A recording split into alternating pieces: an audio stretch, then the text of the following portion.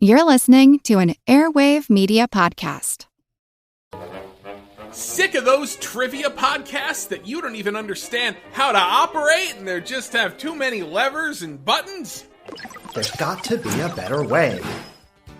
Now there is, with Good Job Brain, an offbeat quiz show and trivia podcast that makes learning new things easy and fun. I just learned that artificial vanilla flavoring sometimes comes from the anal glands of a beaver, and now I can never shake that mental image. Thanks, Good Job Brain. Good Job Brain is available for the low price of just 4 easy payments of free. It's a podcast. Good Job Brain is part of Airwave Media and available on all podcast apps. Operators are standing by.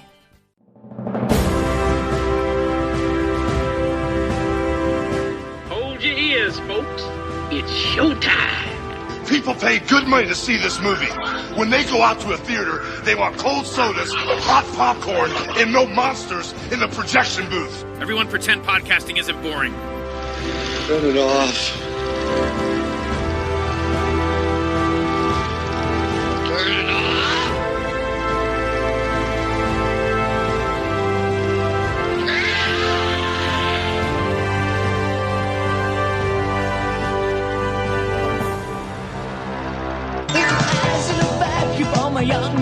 It's the night of the senior prom. The Bates High School gym is alive with excitement.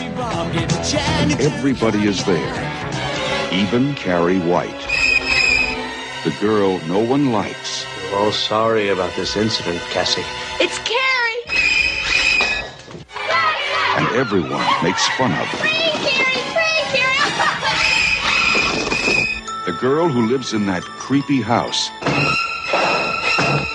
with her crazy mother.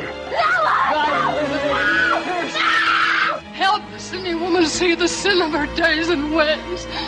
Show her that if she had remained sinless, the curse of blood would never have come on her. The girl with the strange power. If I concentrate hard enough, I can move things. But tonight, no one will laugh at Carrie. You don't have a date for the prom next Friday. Would you like to go with me? She's with the best-looking boy in the senior class. He's trying to trick me again. She'll be voted queen of the prom. You know, I can make sure that you don't hurt Carrie White anymore. For Carrie, it will be a dream come true. For everyone else, it will be a nightmare. Carrie. A new film by Brian De Palma. Based on the chilling bestseller. Starring Sissy Spacek, Piper Laurie, and introducing John Travolta in his first motion picture role.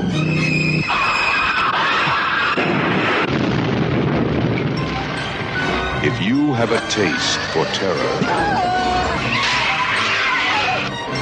you have a date with Carrie. Welcome to the projection booth. I'm your host, Mike White. Joining me once again is Mr. Keith Gordon. Hello, hello. Also back in the booth is Mr. Jamey Duvall. Thank you for having me back. On this special episode of the projection booth, we are wrapping up Shocktober 2021 with a look at Brian De Palma's Carrie. Based on the novel by Stephen King, the film stars Sissy Spacek as the titular Carrie White. No relation. She's a young woman who has lived under her mother's thumb and religious fervor. When she experiences her first period, she also experiences a new ability to move objects with her mind. Of course, we will be spoiling Carrie. I'm curious how many of you people have not seen the movie. If you downloaded the episode, I'm assuming that you saw the movie, but if you haven't, turn off the podcast, go watch the movie, come back, we'll still be here. So Jamey, when was the first time you saw Carrie and what did you think? I probably saw it right before I was a teenager. I recall I was something like 9 or 10 years old when I first saw the original Texas Chainsaw Massacre. And that's probably why I am who I am today, the disturbing individual. And I remember it scared me to the bone. And the only movie that ever came close to invoking that kind of fear in me was the third act of Carrie. And I watched that pretty soon after. So I was a youngin' when I saw it. And Keith, how about yourself? I mean, I know I saw it when it first came out. I don't remember the exact day. It was 76, but I don't remember what time of the year. So I would have been, I was 15 at the time.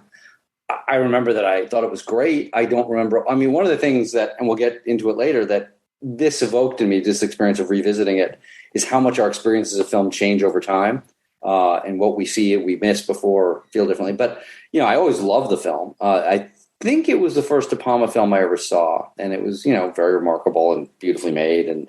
But I think I just saw it in the movie theater in New York whenever it opened. I was at that point already a huge movie geek, so I was just going to everything that came out, and certainly anything by an important director. And Brian was somebody I was already aware of by reputation, but I don't think I'd seen any of his films. So that was, I think, the first introduction. I know, of course, like everybody, that the scare at the end hugely affected me. And I know I thought the acting was great, and I thought it looked amazing. I don't remember the scene by scene, and I would think I remember it differently because I hadn't seen the film in a good 25 years before this. I'd seen it a lot when I was younger. I saw it before, and then I worked with Brian a couple of times, and so I saw it, a lot around when I was working with him and after I'd worked with him, and so I probably saw it 8 or 10 times, and then I kind of felt like, well, I've seen it, and so I put it away, and then I only, I've always had the DVD and then Blu-ray and all, but I never sat down and watched it again, and so this was the first time in 30 years maybe, and it's fascinating because I think my reaction to it was very different, in some ways much deeper now than it was then. I remember it as a horror movie. And seeing it now, I had a very different, more emotional experience. I don't remember if I saw this one when I was in high school or not. It feels like I did, but I know for sure I took a class, summer class while I was at school. It was a horror movie class. I loved it. Absolutely loved it. So like all classes that I loved, I did terribly in it. I don't know why, but I think I ended up with like a B- or something in horror, which, shame on me, right? But I distinctly remember we watched it on 16 millimeter. And the shot of St. Sebastian was cut out, but I didn't know that it was cut out, or I didn't remember that it was cut out. And then the professor, I think it was Ira Konigsberg, was incensed about how they had mangled this print. So he had to go out and find a different print and then brought that in a few weeks later just to show us the shot of St. Sebastian, because I don't know if it was a censored version. I've looked up how the movie has been censored over the years and, in different countries and all that, but I can't find any sort of record that the shot of St. Sebastian inside of the closet, that was ever cut out. But apparently the version I saw was nice and special and had that out of there.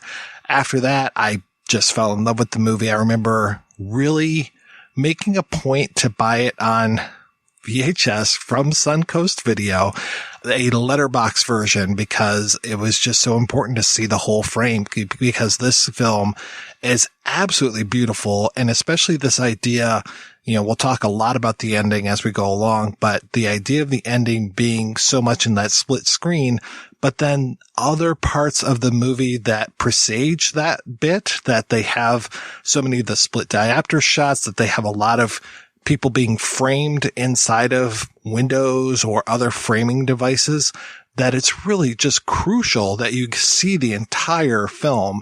So seeing a pan and scan version of this movie, fuck that. It would be nightmarish to see not the full film. Yeah, I think of all the advances in home video technology, nothing was more important than getting away from pan and scan. I mean, yes, if you look at a 4K compared to a DVD, is a huge advantage. But I'm old enough that, a lot of my early movies were on VHS, and anything that was widescreen, anything that involved split screen, anything that involved careful framing was just nightmarish. I mean, it was just, what a horrible way to see a film like this. And probably a lot of people saw it that way and thought, oh, that's what it looks like. I wouldn't be surprised if all of the split screen stuff, if they just made that so it went reverse shot, rather than it actually both being on screen at the same time. That was the usual way they do it. Yeah. Or they would letterbox and back and forth. Oh God. Or they would letterbox just certain sections of stuff, which was so weird too. It would, like, suddenly you would get a letterbox section of a film and then it would go back to full frame. It's like, whoa, what are you doing to me? Or else you just see the line in the center of the screen and nothing to the right or the left. You're like, is this print scratched? What is this? Well, like those famous things of like two actors on either side of the screen and all you see are their hands holding cigarettes. Yeah. the shot in Heat, but it's just like, you can maybe see like De Niro, the tip of his nose, And we should note that this was the first Stephen King adaptation. This was way back when King was a very struggling writer. I think he was doing a lot of the Bachman books at this time. He was definitely selling his short stories to men's magazines. So he was this struggling writer, and I found it fascinating. I went back and reread the book, and I had forgotten that, and I don't know why exactly he did this. He wrote the book, or the book came out, I should say, in 1974. The incident with Carrie is set in 1976, but then really the book takes place 10 years after that. It takes place in 1986. There's this whole idea of this, wrapper to the book of all of these different points of view. There's the White Commission, which I imagine was kind of a play on the Warren Commission, which probably also appealed to De Palma, him being such a huge JFK conspiracy guy. There's that. There's Sue Snell has her own book. There are excerpts from testimonies, and all of these things are from different time periods. And I think the latest one is 86, which was just such a strange way of doing it, but I kind of appreciated that he ended up doing it in that way. And it definitely gave you different points of view throughout the story. But then you had his point of view, this kind of like God's eye point of view, which is so important to the movie because we have God's eye shots throughout so much of this film. I love the way that this is put together.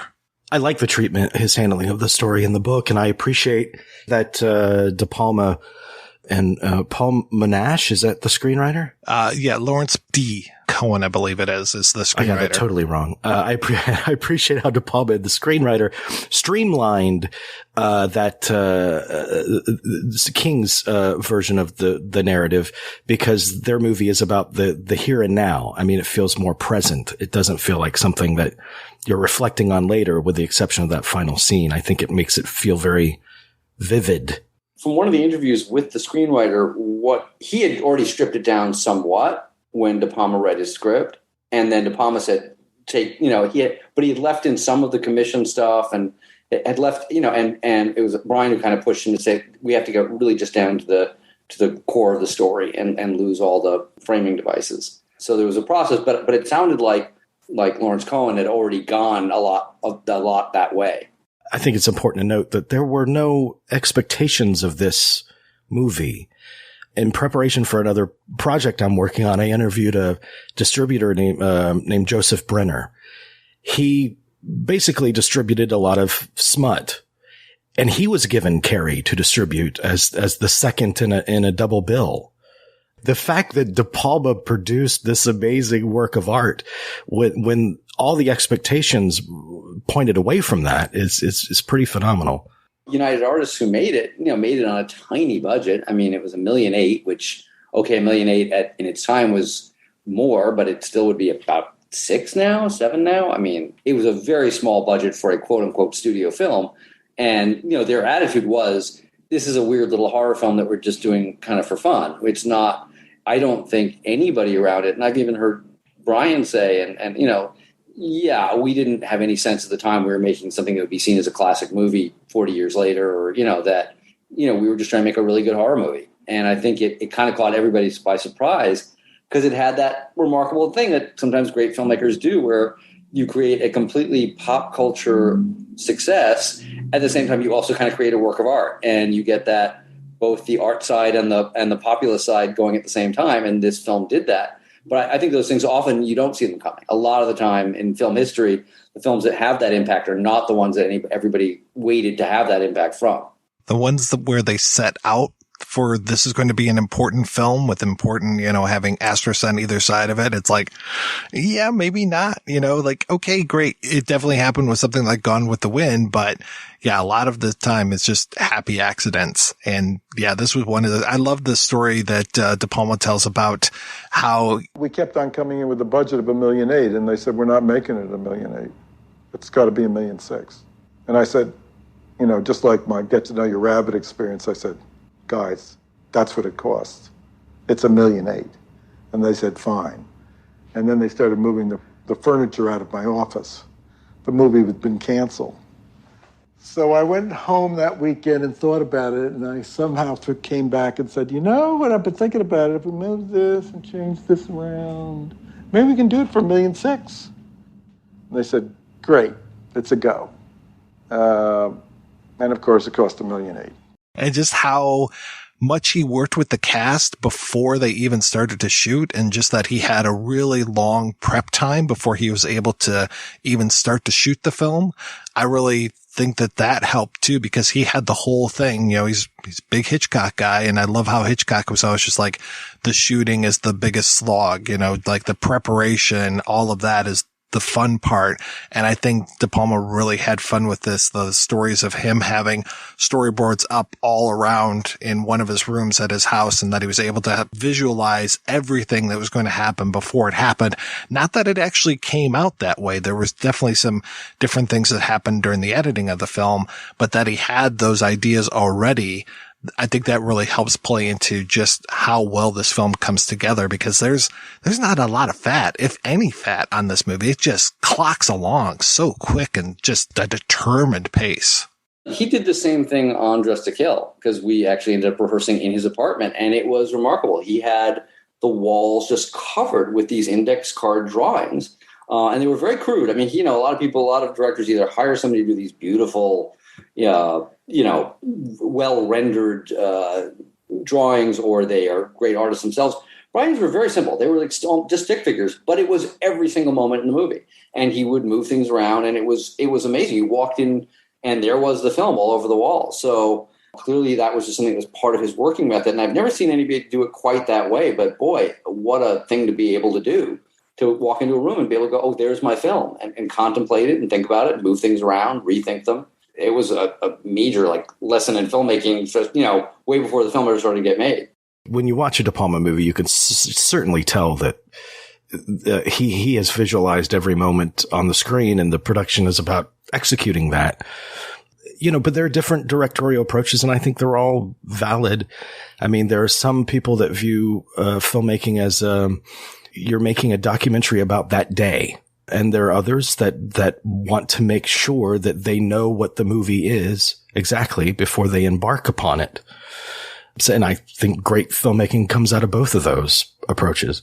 And everybody, it's also like what your strengths are. I mean, I not that I would put myself in the class of, a Brian De Palma director, but, I can't draw at all. So I do massive storyboards. My storyboards are word storyboards. I basically do shot lists that describe the light, describe the look, but I can't draw it. If I try to draw it, I mostly just gotten chuckles from the crew. So when they look at it and go, "What is this, a giraffe? What is this supposed to be?" For me, I find if I put it into words, but try to draw a picture of the words, that's how I can do it. But yeah, I think every director is different. There are some directors that really want the jazz of it, of not having it planned out, of doing it in the moment and just kind of seeing what inspiration takes them. And I think that takes a very specific kind of genius, but there are people who do that brilliantly. The De Palma set pieces are complicated, and they need to be orchestrated in that fashion, the way he approaches it. And then, but you mentioned Spielberg. I mean, Spielberg, obviously, when you're dealing with the complexity of visual effects, you need to know what you're doing. And then you hear Spielberg goes on the D-Day set of Private Ryan that morning. He doesn't know how he's going to shoot it. Yeah, it's just a remarkable quality. We'll talk about the remakes and sequel and these kind of things later on, but that at least I think two of the, I keep wanting to say remakes, but remake and sequel are all kind of all together in the same package for me in this, because the sequel also feels a little remake-ish as well as being a sequel, but they try to capture some of the things that are in the book that aren't in this 76 De Palma film, including this idea of this rain of stones. There's this whole story of how Carrie, when she was very young, I want to say 3 years old, goes to her neighbor's house, and her neighbor is this young girl who's laying out, and she's got a bikini on, and Carrie is just like, oh, what are those doing? What are your breasts, basically? She calls them dirty pillows because that's what her mother calls them. And her mom sees all this going on and grabs her and brings her back in the house, and then there's all this yelling and screaming, and then a rain of stones falls onto the house.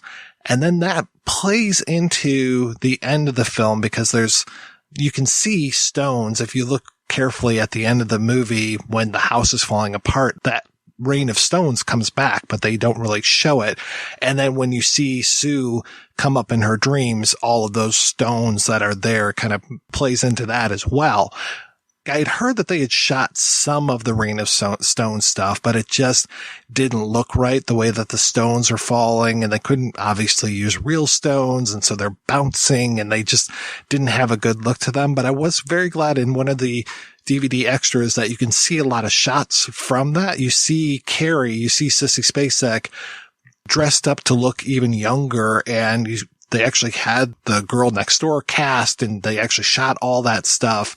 But that's one of those great missing scenes. Like, we'll never see what happened. I don't think they ever finished the effects for that stuff, but it is interesting too, how much this was shaped in the editing room when it came to, you can see if you look very careful. I think Joseph Aisenberg in his book about Carrie points out when certain shots seem to have been, and that they will change as far as like what day, because to me, this kind of takes place. It feels like it takes place over about a week period of time. And you can see that there are certain outfits that will repeat or change. And it's just like flip-flopping scenes and these kind of things.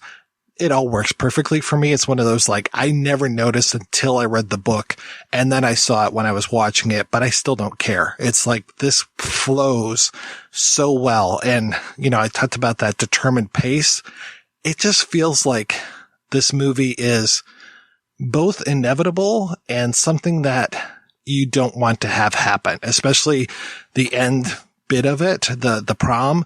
There are so many times, even now, when I've seen this movie probably a dozen times, where I just feel like, why can't this change? Why can't this be a different movie? Like, I want something to happen. I want the teacher to listen to Sue Snell and help her and defeat Chris and Billy, but it never happens. And you continue down that, I don't want to say rabbit hole. You just continue to go over the cliff with this movie, and you never can escape it. All right. Speaking of Joseph Aisenberg, let's go ahead and play an interview with him about his book, Studies in the Horror Film, Carrie. Can you tell me a little bit about your background and how you got into writing about film? I just liked movies when I was younger. The way it started was with De Palma. I resaw Carrie at one of those kind of English department scenes. I wasn't in college, but I went to see it over at the university because we have one here in Norman, OU. I really loved it and got obsessed with it, and I was like, I want to read about him. So I got like a courtesy library card to our university's library, and I read the couple books I had about him, which weren't very satisfying. And I just started reading more and more criticism, and then eventually taught myself to write criticism. But I kind of disliked that academic style that was used. Because one of the things like you learn when you first start reading about De Palma is that he basically, in terms of academic criticism, was like considered like a misogynist and kind of a Hitchcock ripoff.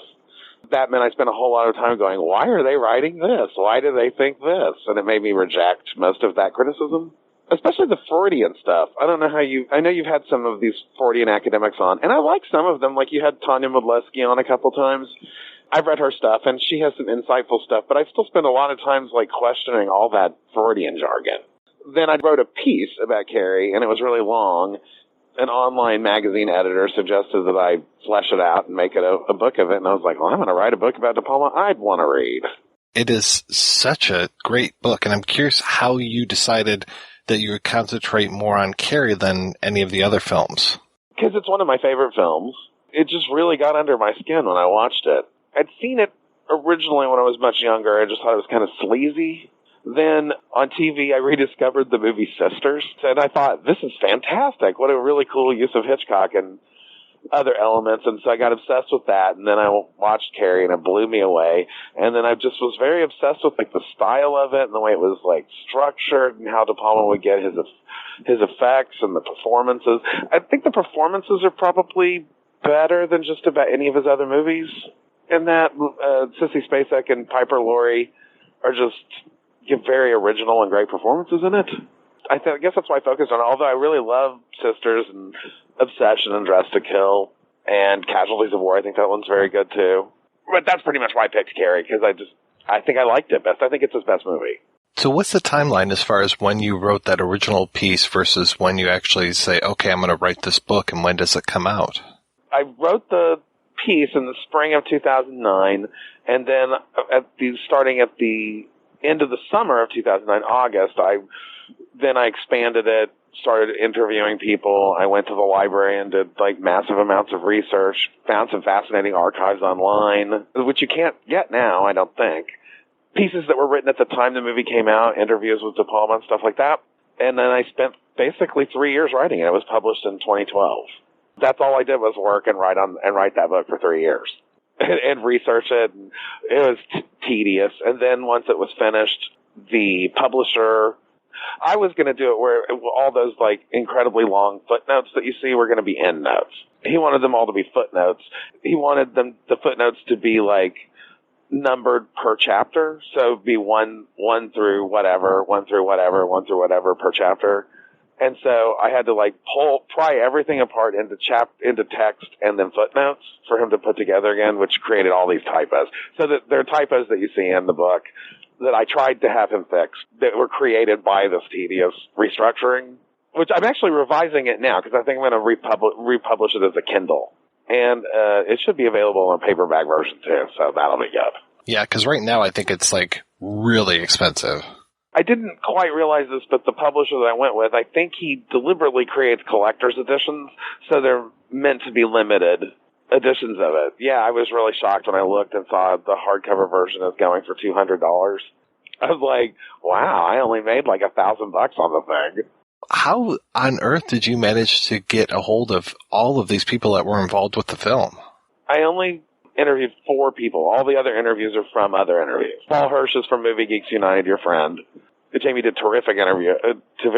But the way I got with De Palma was, have you ever read the book, The Devil's Candy? And so I contacted Julie Salem, the chick that wrote it, because she has like an online site. And I was like, asked her, how would one go about getting an interview with De Palma to talk to him? For whatever reason, she's like, well, I'm having dinner with him tonight. I'll just ask him if he'll do it. That's how I got that interview. And he let me interview him for like an hour and a half.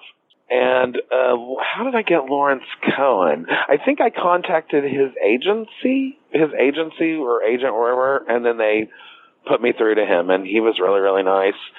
Betty Buckley was kind of the same way.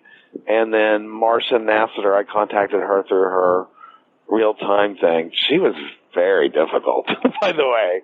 That interview didn't last very long because she started kind of insulting me. I don't know if you've ever had this happen as an interviewer, but you start out with all this preparation questions, and then they're just like, I don't want to talk about preparation. Just ask me exactly what you want to know.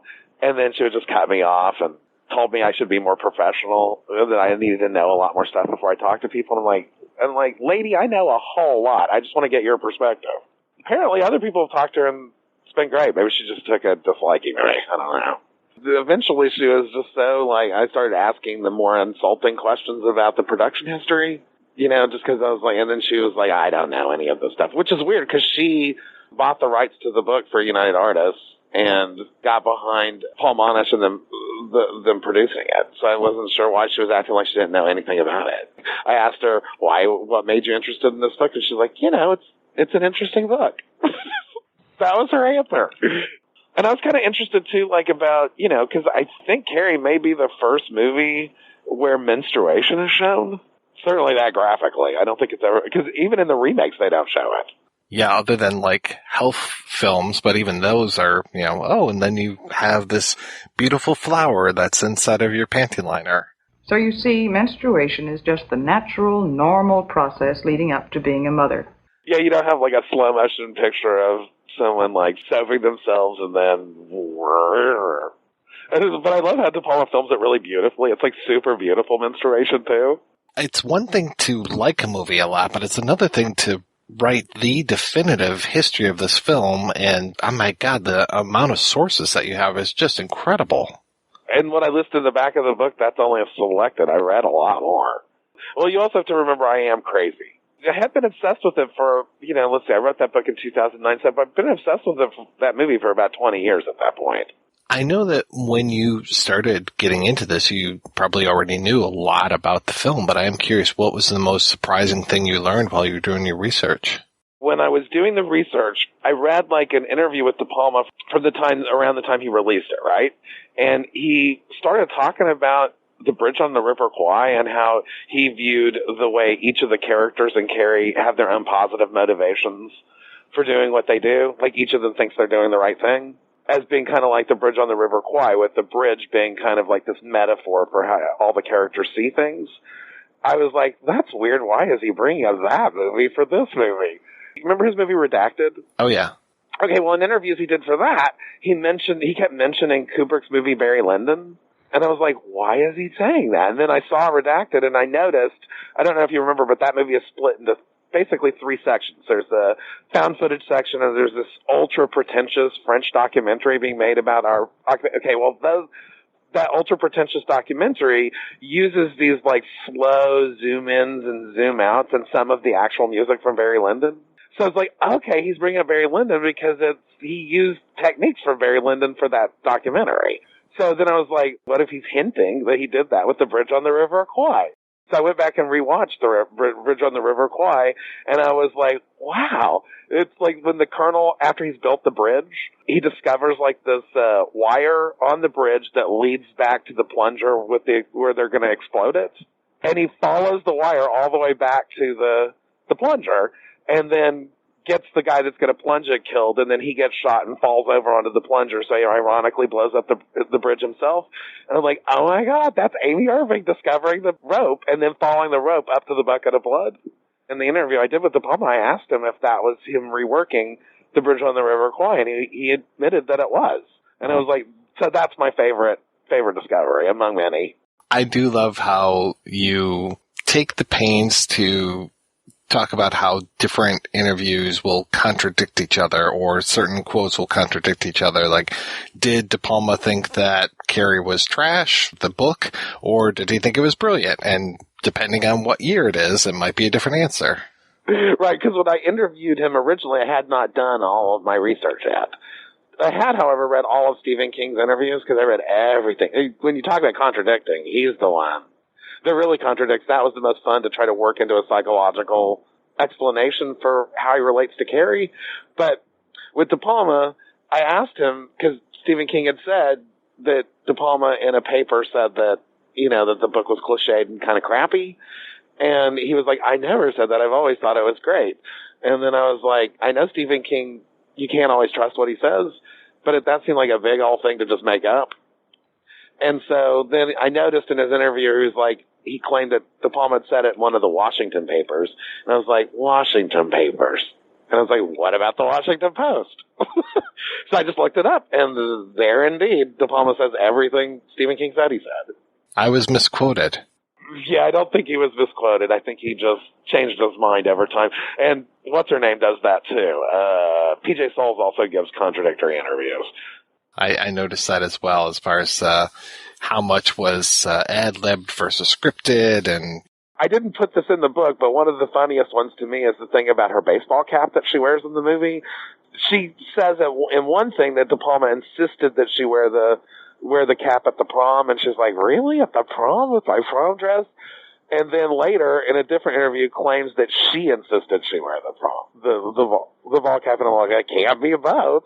She also, I don't know if you noticed, I did quote stuff where she talks about how Sissy Spacek had to spend an entire week covered in the blood and stuff. I don't think that's true. From other stuff I read, it sounds like it took about 2 days.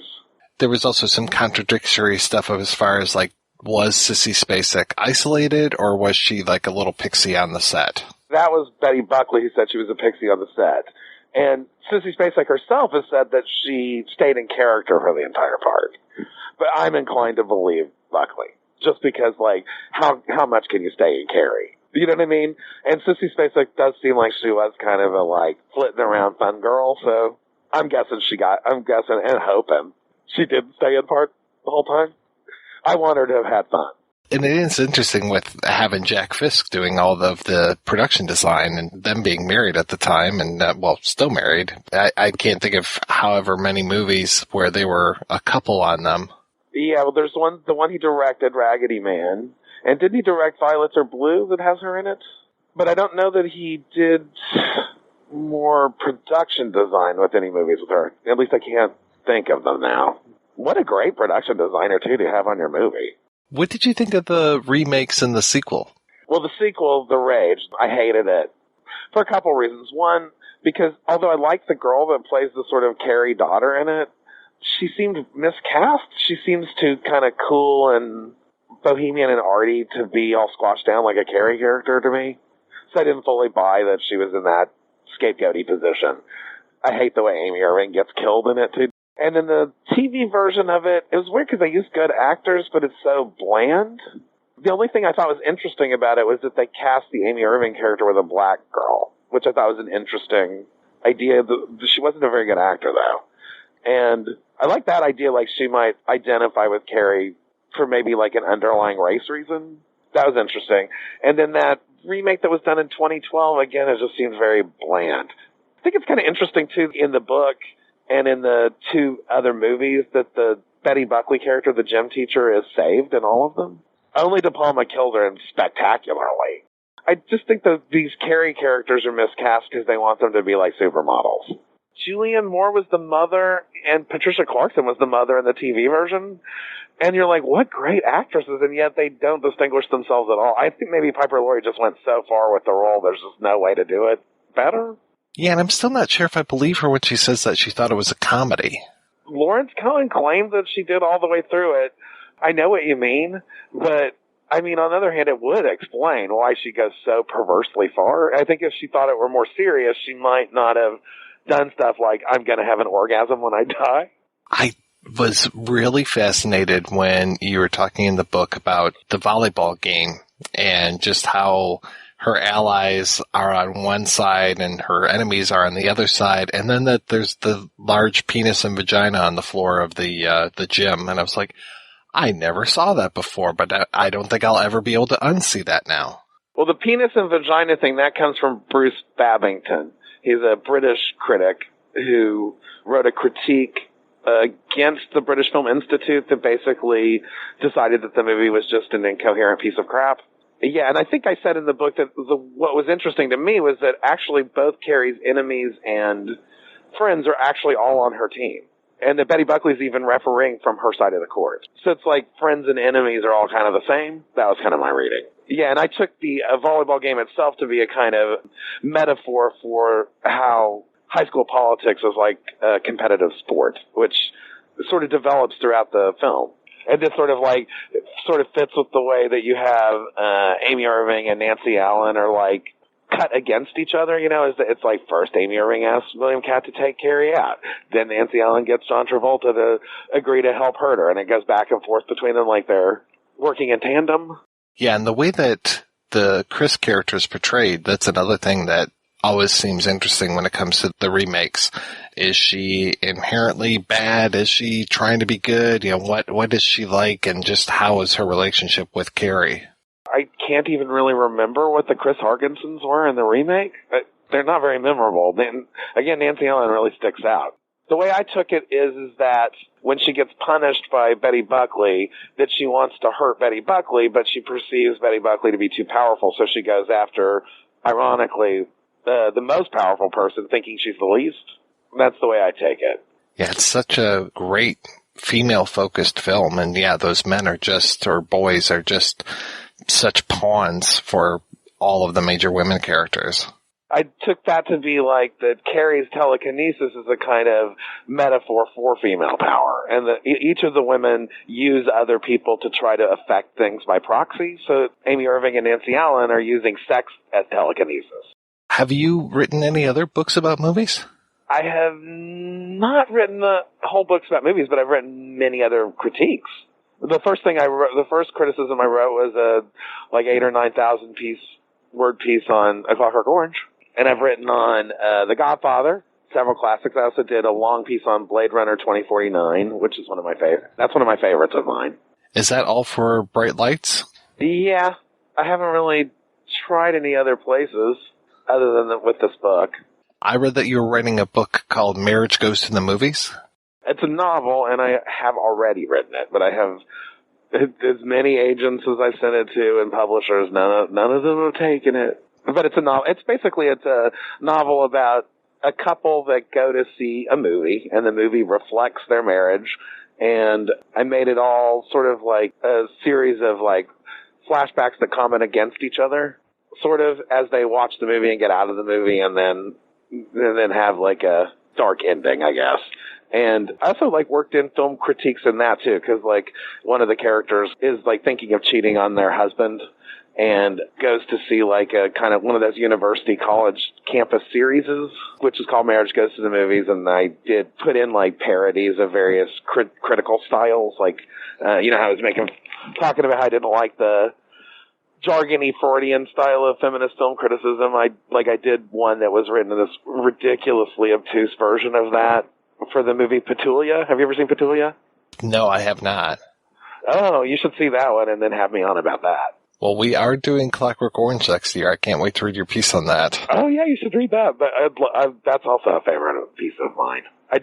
That was where I first learned doing research for films, which I think I probably wrote just a year before I started on the Carrie thing. It's so weird. This Carrie thing is so old now. Well, I can't wait for people to be able to buy it on Kindle and get a new paperback version of it.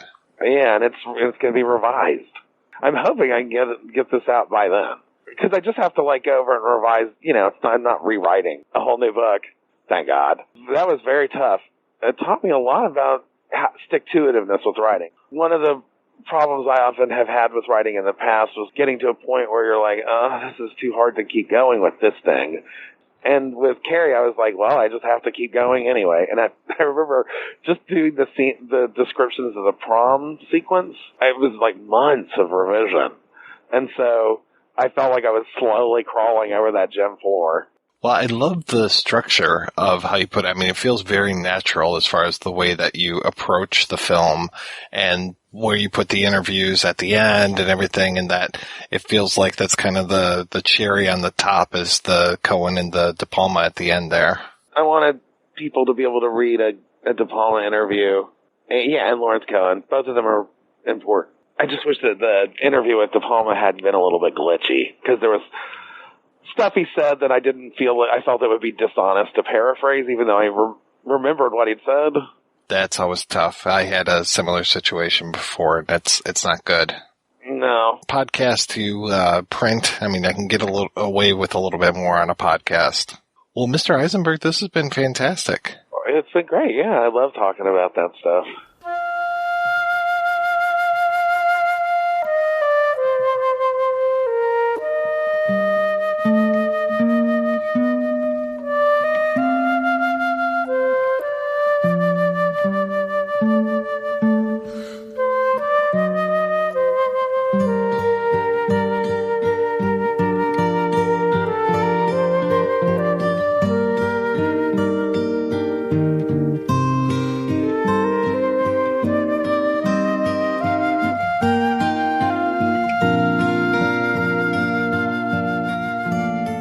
We are back, and we were discussing the overwhelming feeling of dread and inevitability in Carrie.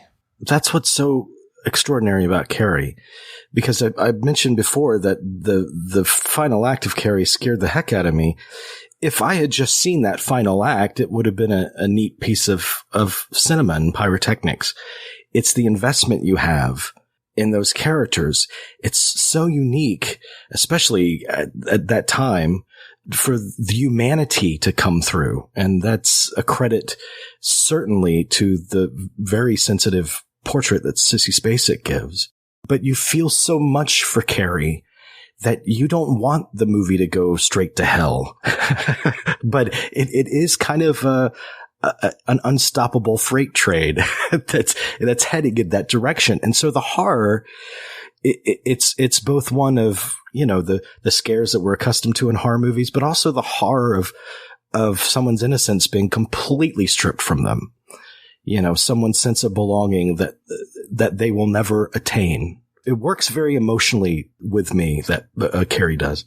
Well, that was the thing that struck me revisiting it. That's what I was referring to before. I was seeing it again for the first time in so long. It didn't even seem like a horror movie to me. It seemed like a tragedy. The horror seemed very secondary to the emotion of the story and to the tragedy of this girl's life. All the things that made it, quote unquote, horror, and the telekinesis and stuff, it's almost like you could have told the same story without it. I mean, we've now lived in a world where she set her high school on fire with her brain, but you've got kids shooting up high schools, you have Columbine, it's this, that really felt like much more the core of the story. And the horror almost felt incidental. It almost felt like it's just a really tragic story and incredibly moving. And this time around, I just felt it, like I remembered it as a horror movie. And then I watched it and went, yeah, kind of, but it's really a heartbreaking Gothic drama tragedy and using some horror elements, but to tell a very emotional story. And that's what I think is part of why it has such a classic status and lasted so long, because it's not focused. I mean, yes, the very end is focused on making you jump out of your seats, but the film itself is really more focused, I think, on making you care and feel than it is on scaring you. That's part of why the scares do work so well, because you care and you're invested. But it's also why you can go back and watch it again and again, because otherwise, it's kind of what Jamey was saying. Otherwise it's just pyrotechnics. But and it's funny. I started thinking about Brian in general and how much his movies, or a lot of his best movies at least, have a sense of empathy and even sad sweetness crashing into the darkness of the world. Everybody always compares him to Hitchcock, but I think Hitchcock did it occasionally, but even a film like Vertigo, which is one of the great films ever made, it's not like you really empathize with Jimmy Stewart. You understand him, but a lot of Brian's protagonists, I mean, whether it's Blowout, whether it's this, they're very vulnerable, sweet, often very sad human beings. And if it's not the protagonist, then it's a lot of the supporting characters. And it's an interesting thing about him because it's something that's very rarely talked about. Everybody talks about his technical virtuosity and his dark side and his cynical side, but that's really balanced by this weird, almost innocent love of humanity mixed in there. And it's what makes, I think, his films hold up and makes them so interesting. And that was the big thing that struck me seeing it again after all this time. It was like, wow, this is not a horror movie, at least in the way I thought I remembered it as. Speaking of Hitchcock, I often equate the journey of Carrie with that of Psycho, because I think the characters in Psycho have such a deep sense of pathos to them. I look at the Janet Leigh character. She comes to a point where everything makes sense. This is the person that she needs to be. She's determined to make it work and set her life right. And right at that moment, it's over. And that's the kind of switch that I feel in the Carrie character at the prom, when it's such a dream. She finally belongs. She finally feels special. It's just stripped from her in a moment. And it kind of evokes the same. I think Marion Crane is a very tragic character, and I feel very empathetic with her while I'm watching that movie in the same way that I do of Carrie White.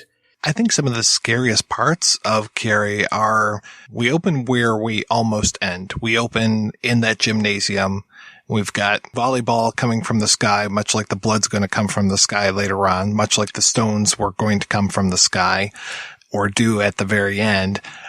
We go into that shower scene, the beautiful music, the blood red titles, the very sensuous shower that Carrie's getting from that very phallic shower head.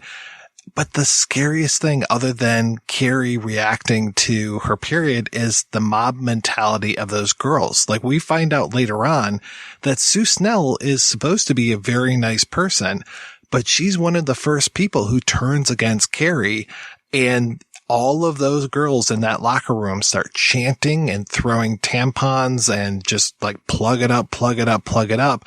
And I think that's some of the worst stuff in the movie, is just to see how people turn on each other. There's that turning, which is an actual thing, and then Carrie's perception of the turning when it happens at the prom. And you do get those assholes like PJ Souls' character who are laughing and pointing, but so much of that stuff going on is all in her mind because she has experienced that so often. She has been the butt of these jokes for so long that to her is the most natural response, is that they all indeed laugh at her. Carrie's really a victim from beginning to end. She was a victim of her whole life of her mother. She's a victim of the kids in school. I mean, in a way, she's one of the least evil characters in the story. She may be responsible for death and destruction, but only as reaction to being pushed to where any human being would snap. She just has an extra ability to then carry out the anger, and turn her anger outwards finally. But she is a purely, even when she's killing people, you like, my heart's breaking for her, not the people she's killing, which is, the beauty of the story is that you have basically somebody who's killing a room full of people, and she's who you feel bad for, and that's a really pretty fascinating thing for a story or a film to be able to do and challenge sort of your perceptions of what's good and what's evil. And it's like these pretty high school girls are evil. The religion's presented as very evil. Seeing the film again, that was the other thing that really struck me is how dark, not only Piper Laurie, of course, and her, but the iconography that the Saint Sebastian statue is horrifying. All the iconography in that house is the worst of religious iconography. It's the bloody, pained, distorted. Whatever Jesuses you see don't look loving and caring and they are the scary, distorted face of an angry God. And I feel like that's really a part of the movie too, is a rejection of a certain kind of Puritanism from every side, and that carries a sort of some symbol of innocence and naturalness, and even that moment of sensuality in the shower at the beginning, which is so human, and then that turns, it sort of captures something of the impossibility of innocence surviving the attack from both sides. Whether it's the worldliness of those other girls or the insane religious just crushing of her mom and the world that her mom creates. Her mom is such a fascinating character. You talked about the Gothic, and to me, she is just like, she's escaped from some sort of Gothic story. She's like, I don't know, if Miss Havisham had a daughter or something. She's just, I know in other versions of it, and even in King's book, she had a job, she worked at a laundry and all this kind of stuff. But in the De Palma, I think she's pretty much relegated just to the house. It's almost like we see her with Sue Snell's mom, but otherwise she's very much in that house, and that house and her are almost one and the same. So you're talking about all of those bloody, pained Jesus images. I remember Jack Fisk talking about finding that Last Supper tapestry, and just he wanted to find the cheapest, gaudiest, worst type of Christian imagery that he possibly could. And yeah, that's what that is. And that's what's going on in her head. What's inside of that house to me is like a projection of her, and all of those archways and all of those kind of things is just the crazy doesn't end. It just gets deeper and deeper and deeper. And she will twist the gospel into whatever she wants it to be, so that she, will say things. And Carrie finally, luckily at the beginning of the movie, is already starting to rebel a little bit. That's not even in the Bible, that's nowhere in there, but no, Margaret says that it is. And Margaret knows this religion. It's basically her brand of her own religion. It gets deeper and deeper and crazier. And she is just this almost mythic figure. Towards the end, when she's hiding in the shadows, for God's sakes, talk about a jump moment. That moment, even watching it last night again, after all of these times, I forget that she's standing there by that door, by that mannequin.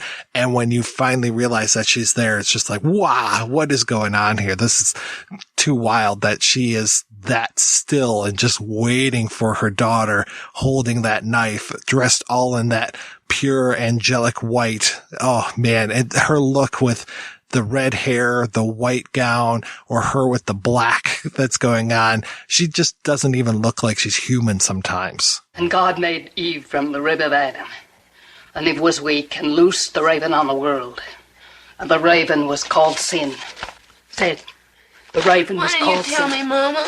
Say it. No. The raven was called sin. Ooh, woman. And the raven was called sin. And first sin was intercourse. First sin was intercourse. I didn't sin, Mama.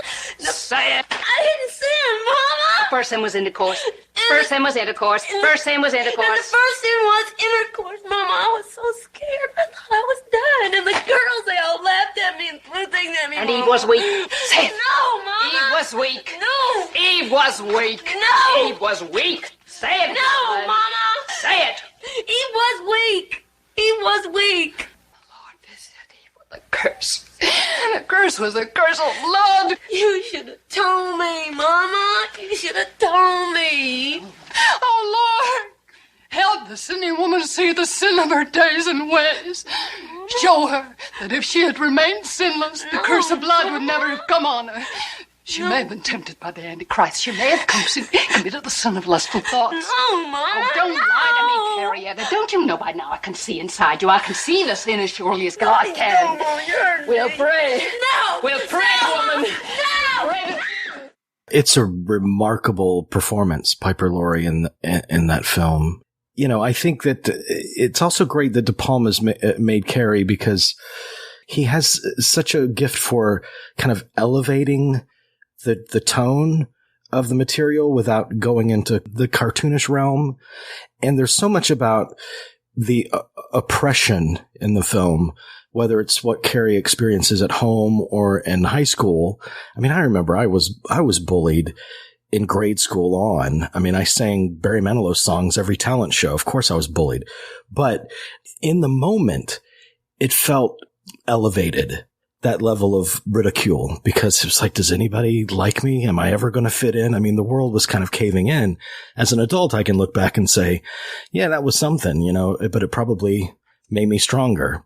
De Palma's able to just lift the material into kind of a Baroque realm without sacrificing the authenticity of those characters and their humanity. But he let Piper Laurie just go for it. That's such a vivid, beautiful, expressive performance. Let's go ahead and take a little break here and hear from Margaret White herself, Piper Laurie. Where were you at in your career before you were cast in Carrie? I hadn't worked for 15 years. I had pretty much retired. I was living out in Woodstock, New York for many years. Didn't really expect to work anymore. Except my husband had asked me one night if I ever thought I would, and I said, I doubt it. I don't think anybody's going to ask me at this. It's been 15 years. I thought, well, who knows, maybe. So one day I got a call from an agent who used to represent me years before, and she said that I'm going to send you a script, and would you read it? And I said, sure. And she said, this is not an offer. This is just to see what you think about it. And if you're interested, you'll meet the director. I read it, and I didn't think much of it. I talked to my husband, and I don't get this script. I don't understand it. And he read it, and he said, well, Brian De Palma is he has a comedic approach to the work he does. And I thought, well, perhaps I've misread the whole thing. So I reread it, and I saw how, it could be funny, and it never changed my mind. And so I called my ex-agent, and I said, I'd like to come into town. And so I took the 2-hour trip on the train into the city, and wore my grandmother's old black velvet coat that she had left me. And it was very beautiful. She made it herself. And I don't know why I wore it, but I thinking back, I still don't know why I wore it. It just seemed peculiar. So I took the train in, and I went to the office, and I met Mr. De Palma, who I'd never heard of. He was very nice, very warm, and did all the talking. He didn't ask me any questions, and he told me a lot about his career, and I thought it was very sweet. He seems to be selling himself to me, and I thought that was adorable. And I remember there was someone who worked in the office at the desk as I left, who had gone to the same high school I'd gone to. But we had a very nice, warm feeling about the whole thing. Took the train back to upstate. When I got home, my husband said that I'd gotten a call already from my agent who said they definitely want me to do the movie. And I was kind of dumbfounded. And they asked me to come back to fly out to California in a few months and to rehearse. So I was kind of on this merry-go-round. It was, for the first time in my life, I kind of enjoyed it. I used to hate it. I flew out and met Sissy Spacek and not too many other people, and we rehearsed at Brian De Palma's apartment. We just did 1 or 2 scenes. Sissy was very shy. She was kind of like the character that she was going to be playing. And I didn't give away anything myself. Because I really didn't know yet what I was going to do. In the script, it described the woman, the mother, as wearing her hair in the tight bun at the back of her neck. And I thought, this is all so cliche, and I really didn't want to have to do that. I'm looking for anything not that be the cliche mean mother. And so I used to wear my hair, as I always did, just loose and curly. And one afternoon, Sissy's husband came to visit Brian, who he did the sets, and he beautifully, I must say. He asked me how I was going to be wearing my hair in the movie. I said, well, I don't know. He said, Brian, come take a look. And he wanted Brian to see me between these arches in his apartment. He said, look how great that is. My hair was kind of wild. And he said, I think you should wear your hair like that. So I said, okay. Well, I was delighted because it was easy to do. And then after, I think, a week or two, I flew back to New York. I think it was a few months before I went back again to actually shoot. I bought a blouse while I was still in Woodstock in one of those little shops there. It was a very pretty little white satin blouse with a nice neckline. It turned out to be a copy, really, of the dress that the designer designed for me to wear at the end of the movie. She liked it, and she just added some skirt to it, and that's what I wore for my demise in the movie. I do remember we were invited to the premiere, and it was at one of those theaters in Westwood, on Wilshire, near Westwood Boulevard. And my husband and my good friend, and I all went to a sushi restaurant around the corner and had a lot of sake, a lot of stuff. It was to be a midnight screening, the premiere of the movie. When you've never seen yourself on the screen, it's really a horror. It's really a very terrible experience. Well, I had seen myself, but it had been 15 years. So I was prepared. I was prepared for anything, prepared mainly by the sake, I guess. And we walked around, and it was a midnight screening. A lot of the cast were in the lobby, and we went in, and I really don't remember too much about the movie, to tell you the truth. Except I think my husband said, Rosie, this is going to change our lives. When it was over. And it did. It was such fun to do. I'd never enjoyed making a movie as much. Just the process. And I laughed so. I had such a good time. You know, all those horrible scenes in between when they cut and reload or something. I was just laughing, just uncontrollably at how silly it all was. I had a great time. I admired how wonderful Sissy was, and she never broke at her being in the part. But that was okay. I don't expect that from other actors, but that's what she chose to do. Sometimes I do that, and sometimes I don't.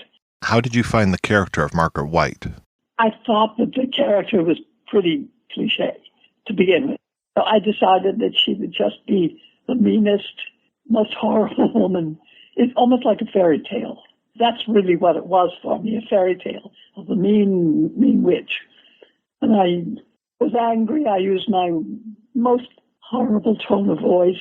I was just extreme in whatever I chose to do, even in the sweet moments. It was great fun. It was a great release. It was play acting like you could do when you were 8 years old.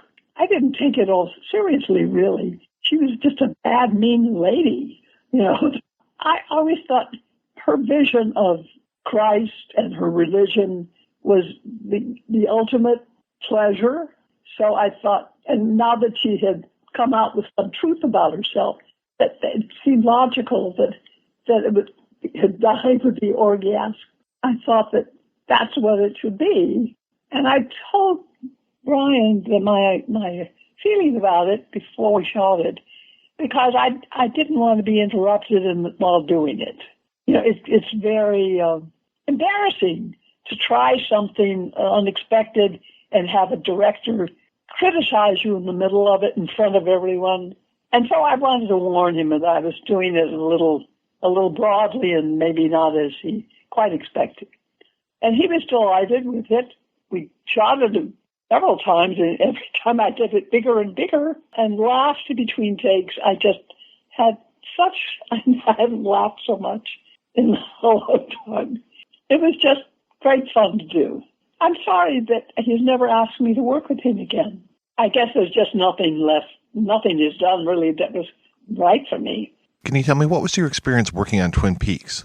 It was great fun. David Lynch was delightful and quiet, eager to make the actor feel comfortable. Had met David at someone's home a year or two before he did the series, and I thought he was very nice man, and so I was delighted when he asked me to come meet with him and his partner when they were doing this. And at that point, I didn't realize that they were seriously thinking of doing a series. I thought it was just going to be a one-line bit in the first 2-hour segment. And so I signed, not realizing I was signing up my life. And all I had to do in that first thing was, I think I said, "You bitch" to somebody.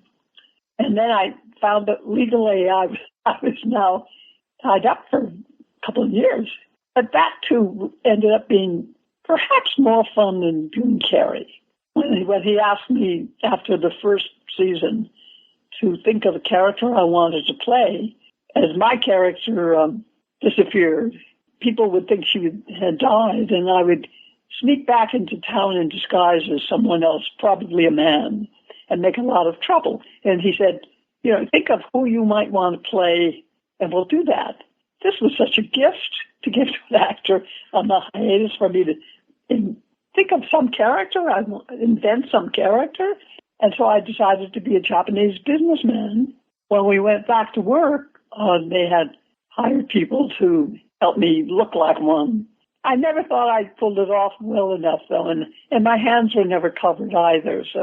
But it was such fun doing it, and a lot of people believed that I was off the show, including my sister, who was starting to get asthma attacks again, thinking I'd been fired.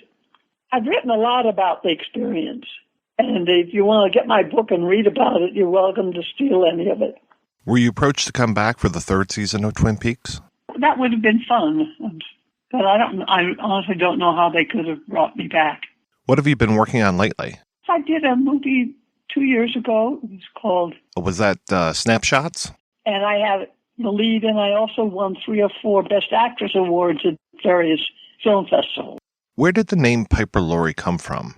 Well, it came from a fellow who, when I was in my mid-teens, he thought I should be in the movies, and he tried to introduce me to a few people and suggested I go to an acting class, and found a really wonderful acting class for me. And while I was at it, he had changed my name. He really suggested the name. He invented it himself. He wrote it on a little piece of paper and handed it to me. I don't know what it meant. I was too shy to ask him. That was one of the miracles, really, of my life. Ms. Laurie, thank you so much for your time. It was a pleasure speaking with you. Oh, well, thank you. Thank you so much.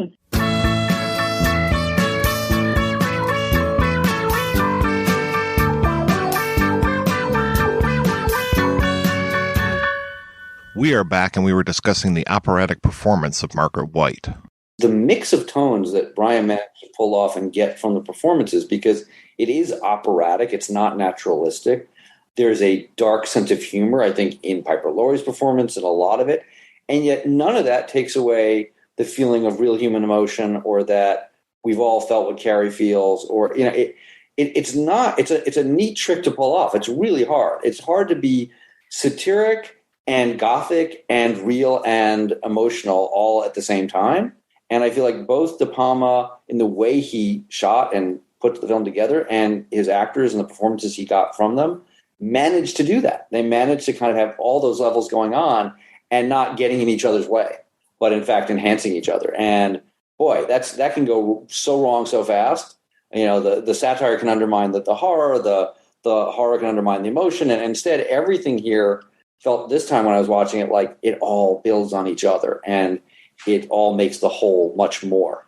That's absolutely right. And, it's like, I hate to simplify it like this, but to indicate how difficult that is to pull off this very deeply felt coming of age movie with the more kind of horrific operatic elements. I mean, imagine John Hughes making a horror film.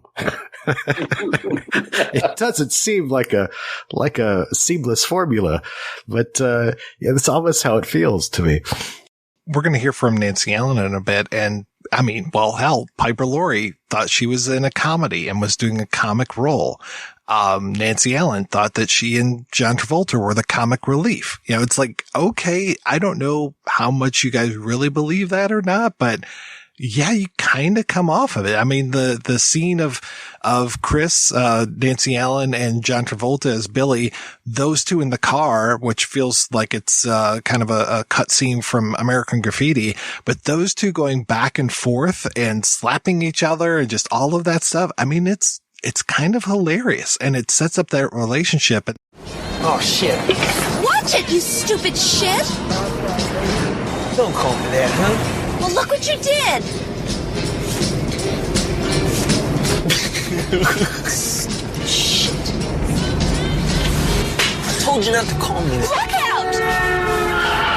Dumb punk!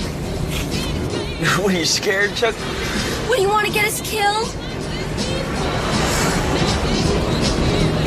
Dumb shit. You fuck!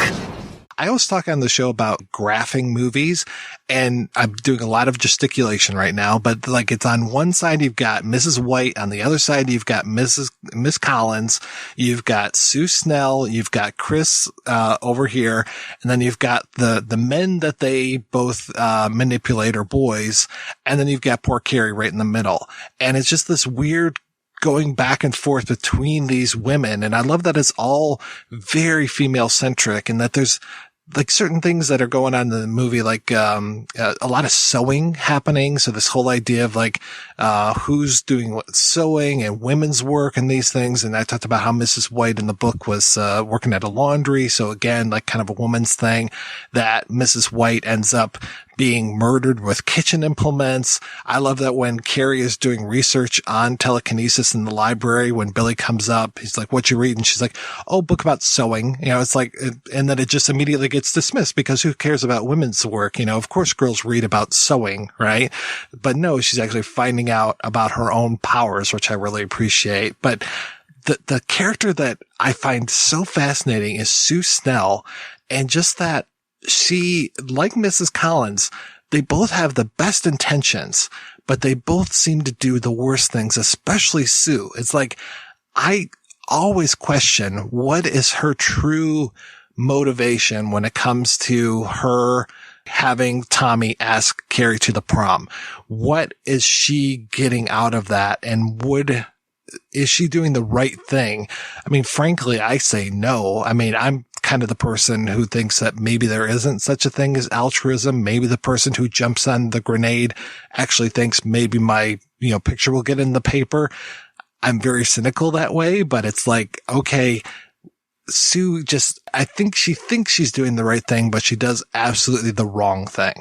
But I think that's kind of what's interesting about a lot of the characters in Carrie is that a lot of people, I mean, certainly, William Katt's character has this strange mix of why am I doing this and yet getting into it and actually seeing ultimately what's special about Carrie in spite of himself. I mean, for a horror film, which tend to have very formulaic characters, a lot of these are very complicated people. I mean, obviously Carrie herself, but even Carrie's mother, as much as she's gothic and huge, there are other colors in there and these contradictions. And certainly the gym teacher, is, sort of positive and heroic, but she's also really kind of awful with Carrie early on a few times. And we see, yeah, okay, you're not she really that slaps her. sympathetic. You're kind of like playing a role of sympathetic. And then I think, again, she evolves a bit. But that's part of what I also really liked about the film revisiting it was that people's motivations are mixed. And I think Sue's are mixed. I think she's trying to expiate guilt.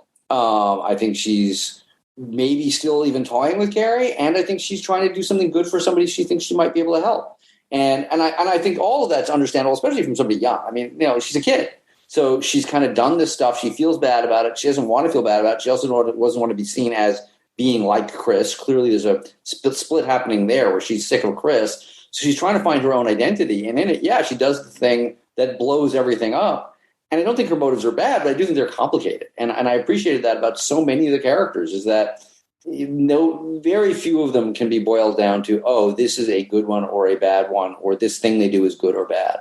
The various characters, you mentioned Nancy Allen and John Travolta, and I think they're all people that we've known at one time or another during our school years. And I think in terms of Amy Irving's character, that she's a well-meaning girl who feels compelled to take Carrie on as a project, whether that's good or bad, or that illustrates the horror of good intentions by the movie's end.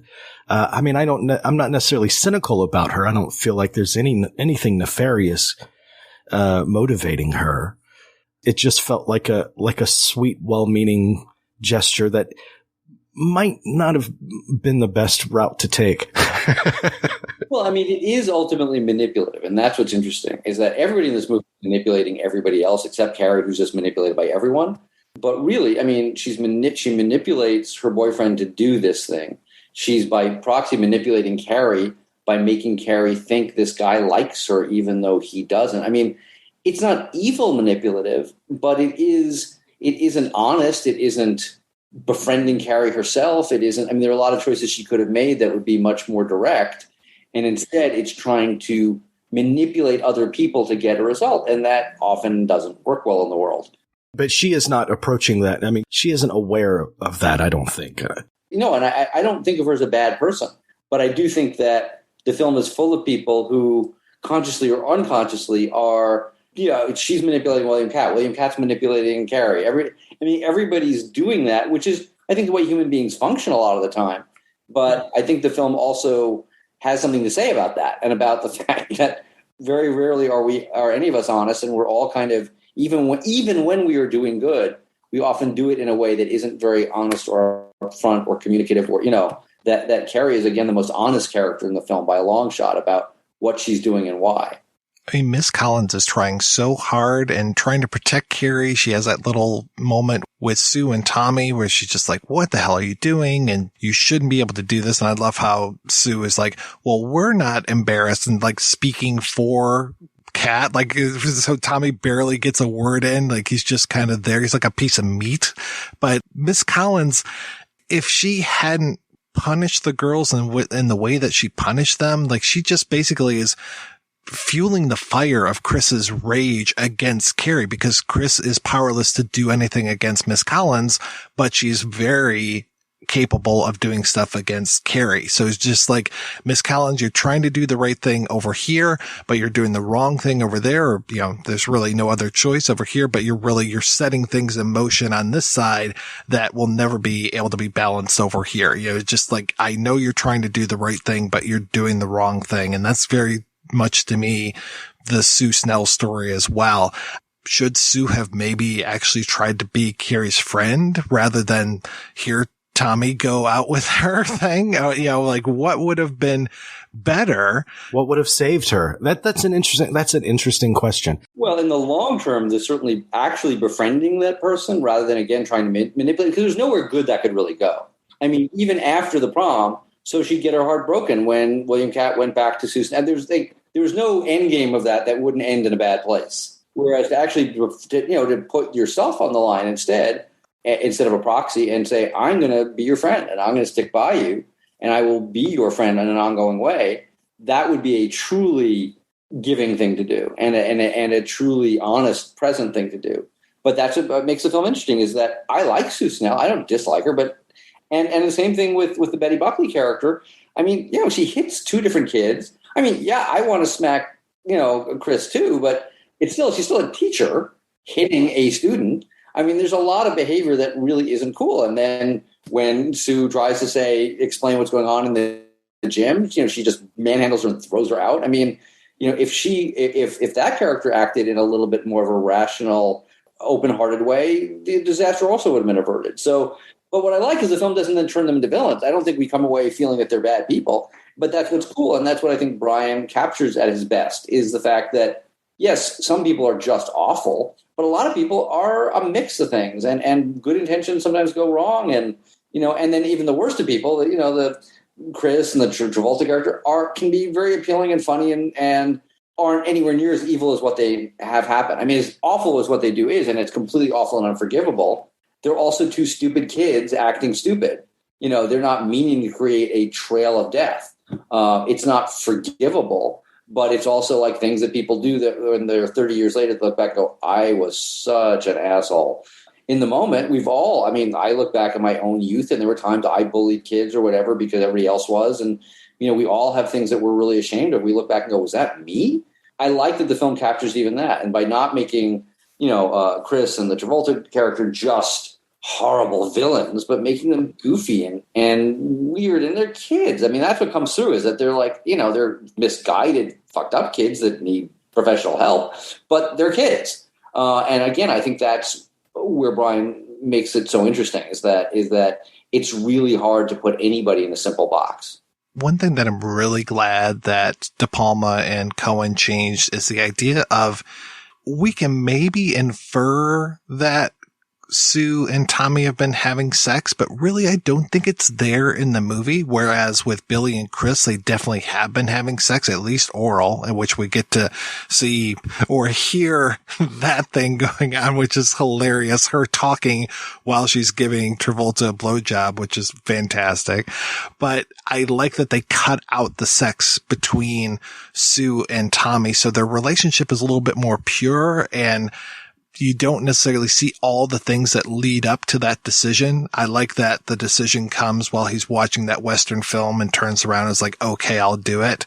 He's being manipulated, but he's not being manipulated in the exact same way that Chris is manipulating Billy. He's not getting a beach. He's not getting sex from Sue in the movie. At least, we're not seeing that. Their relationship seems a lot more on the up and up than what we're having there. And then that also eliminates all kinds of happy horse shit as far as, is Sue pregnant? And that comes back a ton in the sequels, and it's there in the book as well.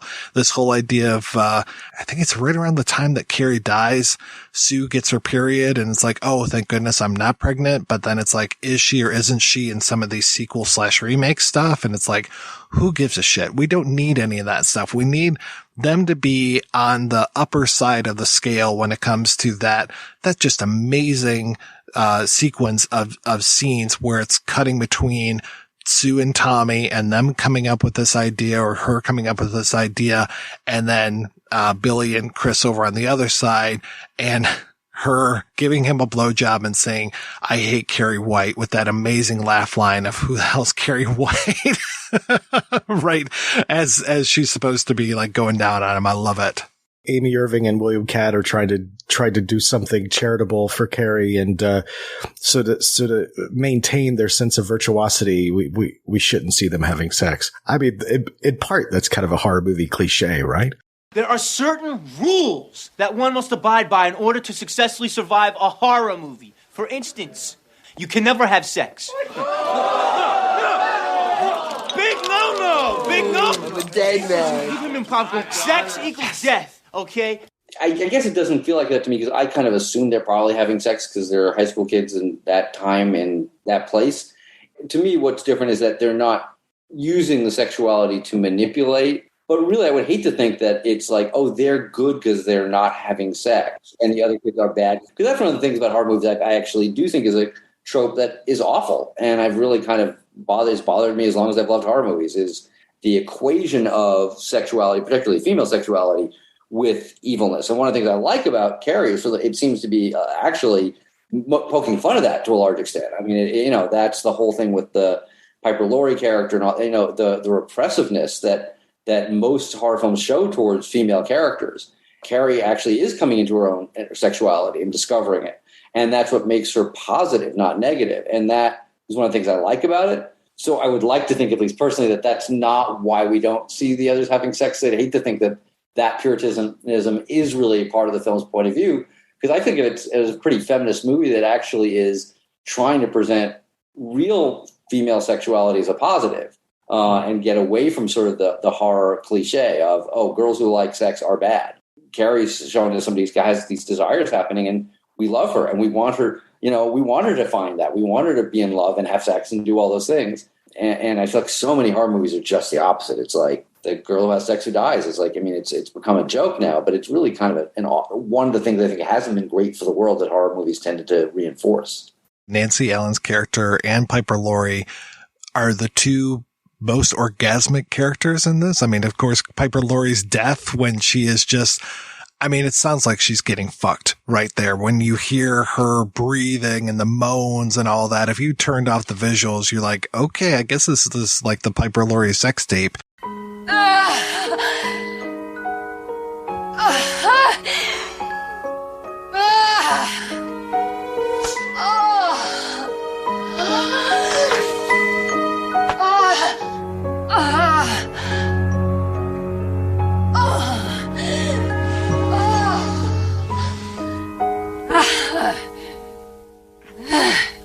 And then Chris just constantly, like right before she tips the blood, that close up of her mouth, or when Billy is killing the pig. I mean, it looks like she's coming right then when he's murdering this pig. It's like, wow, this is pretty intense. I do have to say, when it comes to Billy, they were very, very smart in the movie version of this to have Billy's still an outsider. You know, he's not, it feels like he's not going to the same high school as everybody else. But it doesn't feel like he's this kind of like David Wooderson character who kind of preys on Chris. And that's what I love about these high school girls, man. I get older, they stay the same age. Maybe he's a real street tough kind of guy. It feels like his friends are going to the high school, and maybe he is, but I really don't think that he is. Maybe he graduated a year before. But in the book and in some of these other versions, they play him as this real mastermind criminal kind of thing. He goes and he, they do all the, pig killing together, but he goes alone to the high school to put up the buckets and put up the pulleys and all these kind of things. There's this whole thing of him and Chris at a roadhouse, so kind of tying back to Mrs. White's thing, but at this roadhouse, and there's a room upstairs where they go and they have sex, and he like beats her a couple times, and there's this whole thing of like how he's going to go to California if things go down, and whose fingerprints are on the bucket and all this stuff. I'm like, I'm glad you cut all of that shit. We just didn't need that. We needed Travolta to be there, to be a pawn of Chris's, to try to be into his own, like how he yells at her for like calling him stupid and all this. Them going back and forth, their bickering is such a great thing in this film, and that we don't need him to be this kind of criminal mastermind. We don't need another Buddy Ripperton, you know? Yeah, we need to stay with Carrie White and catch glimpses of the machinations around her. I mean, that's where our focus should be. And we should get enough of an idea about what's being planned in her absence to feel that kind of oncoming threat, just that sense of dread. And in a way, I think the dread is worse because they are goofball. If they were cackling villains, I think it would just weight it so much that it would just feel like, okay, and now it sort of helps undercut the sense of inevitability. I mean, we all know where the story is going. But I think on some visceral, emotional level, the fact that they do seem like pathetic and the gang that couldn't shoot straight in a way, and there leaves some emotional, not logical, but emotional room for maybe they'll get this wrong too. Whereas I think if they just seemed like the children from hell, you'd kind of just be looking, you're watching, okay, well, how long before they pull off this horrible, evil plan? So I actually think it's one of those funny things where the goofiness of it actually adds to the suspense of it. And adds to the sadness of it, because again, it's like it's one thing getting more and more out. Each thing's getting more and more out of control, and we don't just hate Chris, and we do hate her, but we hate her like she's a pathetic kid, and Travolta seems like a pathetic kid, and they seem like so it leaves room to be focused on Carrie. Whereas if it was Hitler and Eva Braun, we'd be busy going, yeah, poor Carrie, but like these people really scare me. They're who I'm thinking about now. Is like the future of the world with these people around. Whereas these two, will probably go on and have a life and, each marry somebody else and have kids, and that's scary. But it's like you cannot have to focus on them by making them just screwed up kids. And there are goofy moments in this movie, the goofy stuff that I just absolutely love, like Mrs. White chopping up that carrot. It's just like, okay, how much more phallic can we get with her cutting this carrot? And again, with that kind of God's eye view of her doing that, or when Carrie says, I've been invited to prom, and then all of a sudden there's a thunderclap and the lightning goes onto Piper Laurie's face. I've been invited to the prom. Prom? Yeah, the senior prom, There are these little funny moments in here. I mean, some people get really bent out of shape about the fast motion stuff when it comes to the tuxedo. Who could give a shit? I think it's perfect especially because it's happening right before the prom. So it's like, hey, here's this moment of levity. This is probably the most light this movie is going to get, is these three guys having their conversation about tuxedos and stuff. And then we're going to move right into the prom. And it's like, so much of this movie is just subverting expectations and thinking that you're going to get one thing. And then De Palma just pulls the rug out from under you and like, nope, it's going to be this. Like, here's this girl in a shower, this beautiful music playing, very sensual, all of this stuff happening. And next thing you know, there's blood pouring down her leg. It's like, what is happening? And you get that moment throughout so much of this movie where it's like, what is happening now? Like all of a sudden something changes and you don't think it's going to go the way that it goes to. So much of a good film is being able to manipulate the audience, and especially here we are, we've seen this movie, all three of us have seen it multiple times, and that we're still manipulated, that it doesn't seem to lose its punch even all of these years later, watching it again for the 10th, 12th time, whatever, that we've seen this movie. We're still here with it. Well, if anything, and I think this is true of most great movies, is they gain depth on review. Yes, you don't have the shock effects anymore. You don't have the surprise of knowing whatever the plot is. I mean, not just a horror movie, any kind of movie. There's a certain loss once you know the story, but the great films grow when you know the story. Then you're not busy trying to follow what's going to happen. Now you can get really far into the characters and the tone and the feeling and the photography. And that's when I think if something's a great movie. If when you see it on the 10th time, you're still having new experiences with it.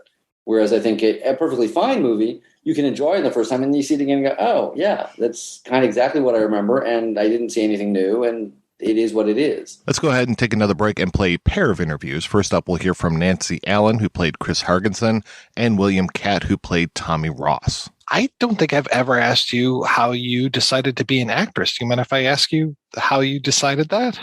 It's interesting. What's decided and what is written, I don't know. I will say that I was on the trajectory to be a dancer. That's what I was very shy as a child, and my mother wanted to give me something that I could step aside from her and do. And I started pursuing it daily. And I ended up in the High School of Performing Arts, which is the famed school.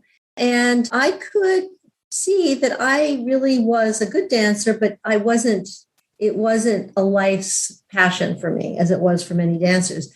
This was pointed out to me by one of my teachers at the end of the year. And let's just say I wasn't invited back. Let's put it that way. So that was my first now what in my world. And so it was when I changed schools. I ended up in a private professional school uptown near Carnegie Hall, which is where I studied dancing.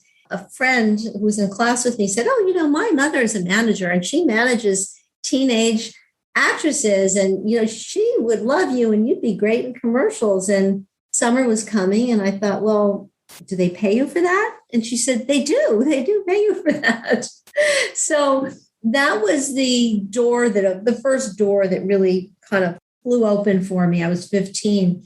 But as I look back, as a little child, we had something called $1 Million Movie in New York, and it was on like every day and a few times a day. And I would watch films over and over and over again.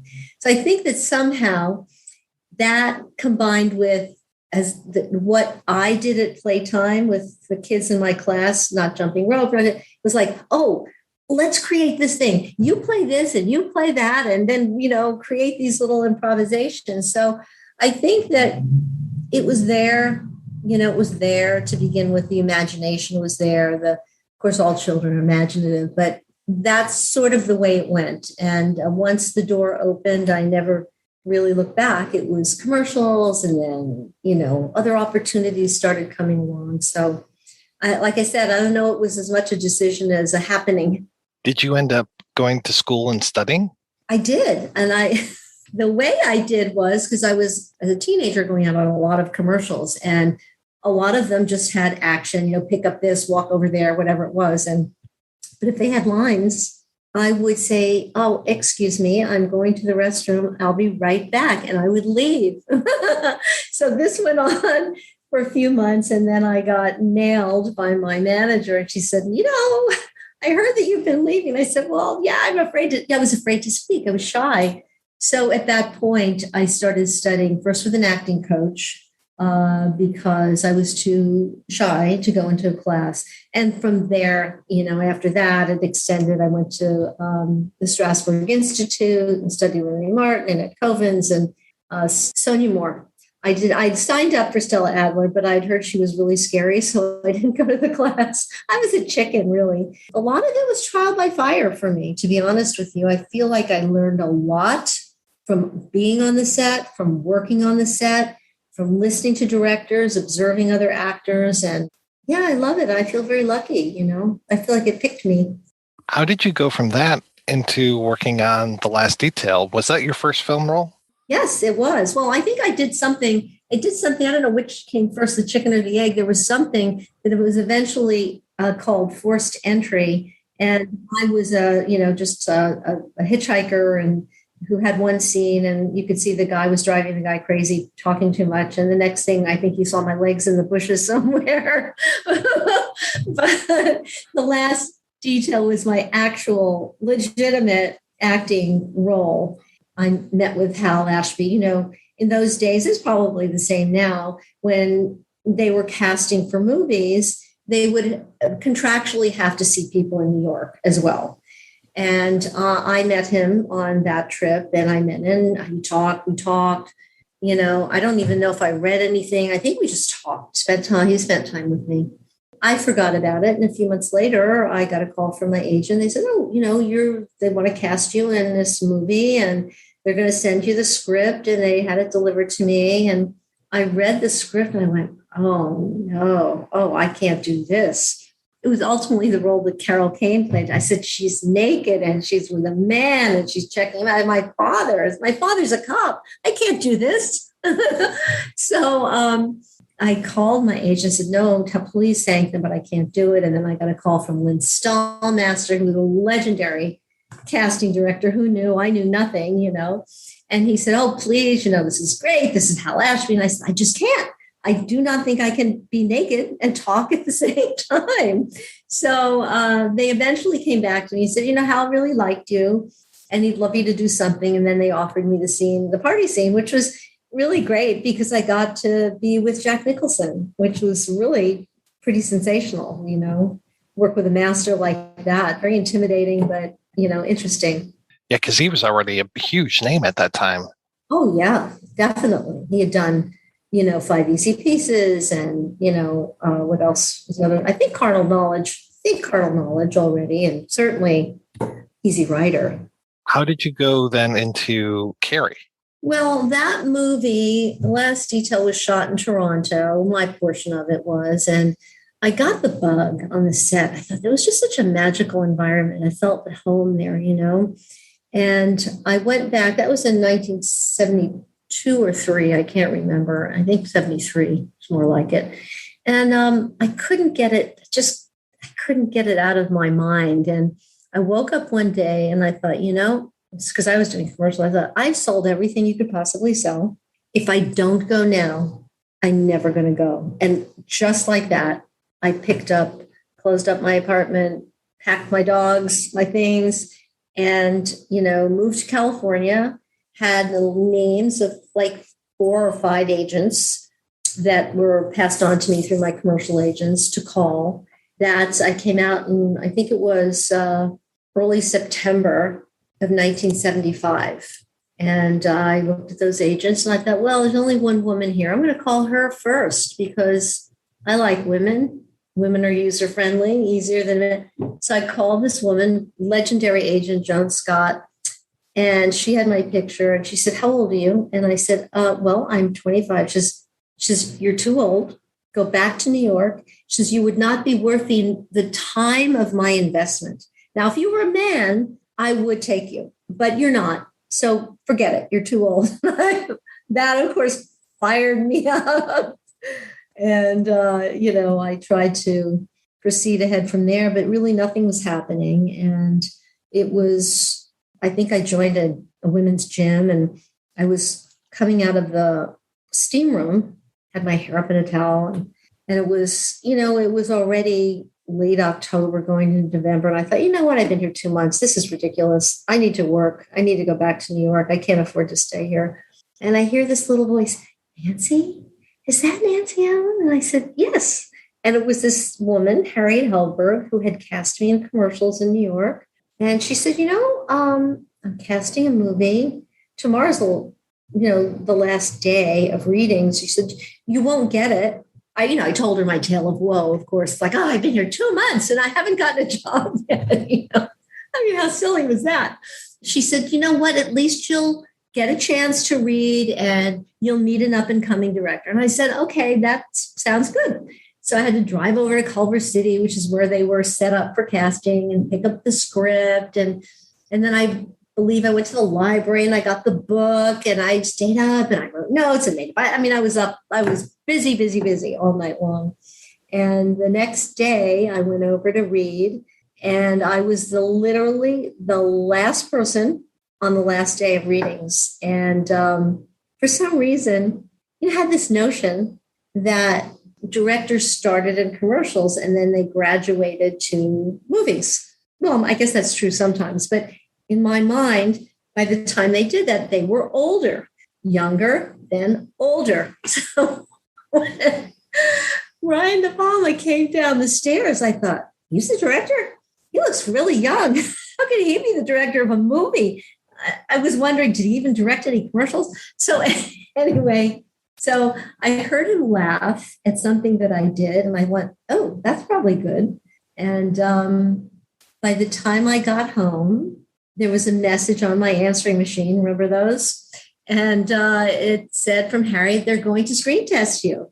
And the director loved you. And I went, oh, my goodness. I was thrilled, So that's how it happened initially. I did screen test. I got to rehearse with Michael Talbot, who was also up for the role of Billy Nolan. And each character they tested 2 actors for each role. So I rehearsed with Michael and then I tested with him. And then they said, wait, there's another actor that's going to come in. That was John Travolta. The minute I laid eyes on him, I thought, oh, I could see. I thought, well, he's going to get the part. So whoever rehearsed with him is going to get the part, not me, But when he sat down and we started rehearsing together, there was amazing chemistry right away between us. It was effortless, really. It went all really well. And Harriet called me on Monday night after the screening. Oh, they're going to give you the part. They love you. She's whispering. She'd come out of the screening room. The next morning, as I was leaving to have this champagne brunch to celebrate, she calls and she says, well, the producer's a little nervous. He thinks you seem too nice and they're going to look around a little more. I went, oh my God. I said, Harriet, I told my mother. It's like, you tell your mother, that's it. That's the law. Then it has to go. So it was a long haul. That was November, December, end of January before I actually got the part. I'd forgotten. Oh yeah, no, it was torturous. How were you living during this time? Were you doing a side gig? There was no commercial work out here at the time. All the commercial work was New York and Chicago. Someone suggested I sign up with a modeling agency and do shows. So I was doing some modeling shows, in the Broadway, Robinson's, May at the time, and I started doing some print work. In fact, for Robinson's, and catalog work. In fact, I worked with Christy Brinkley once. We were together. This before she was Christy Brinkley, in a Robinson ad for the newspaper, which was awful because when we started rehearsal the week before, you never think people were going to see any of this stuff. And people had seen me in the cast in that, and they thought, oh, she's just a stupid model. You know what I mean? So nobody was talking to me, So that's how I that's how I made it, a penny at a time. When you were doing your reading, that wasn't the Star Wars and Carrie stuff at the same time. That had already passed, right? I was not part of that. That was a long process. No, I was the end of the hit parade on this, and Brian was there. They already, sort of separated into their own camps and had their lists. And yeah, I was just literally a straggler. How did you prepare for the role of Chris? Like I said, I wrote a biography about just things that were personal to me. I had to shift into, because, if you look at a character and go, what a bitch, how are you going to be? So I had to find what I felt was what I liked about her and what was reasonable. I thought, well, hey, she loves her school. She loves what she does. She loves being the one that's leading. And now this miserable other girl has now ruined her. She's definitely was going to be prom queen. So, so I kind of started wrapping my brain around that a little bit. And then just, I guess I'm lucky in that I never went to a school that had that kind of environment. Especially in high school, I was in a more of a creative environment. There's more collaboration and like that. So, but, imagination's a really good thing, and, working with other actors, and then just being truthful and, approaching the role as if she's really coming from the right place, not the wrong place. It was, it's fun to be bad. It's fun, It's almost like you and John Travolta were almost a comedy duo at times, just to see the way that you would go back and forth, especially the scene in the car where you're calling each other's names and he's slapping you and all these things. It feels like you're almost the comic relief in that area. Well, that's what we thought until we saw the movie.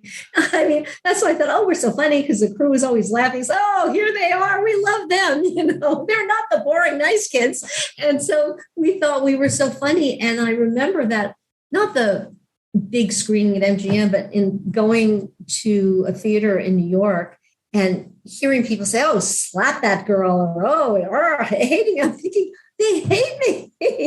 And I remember I was with actually Amy and with Brian, and he said, no, you did a good job. They're supposed to hate you. You're like, oh, no, I don't want them to hate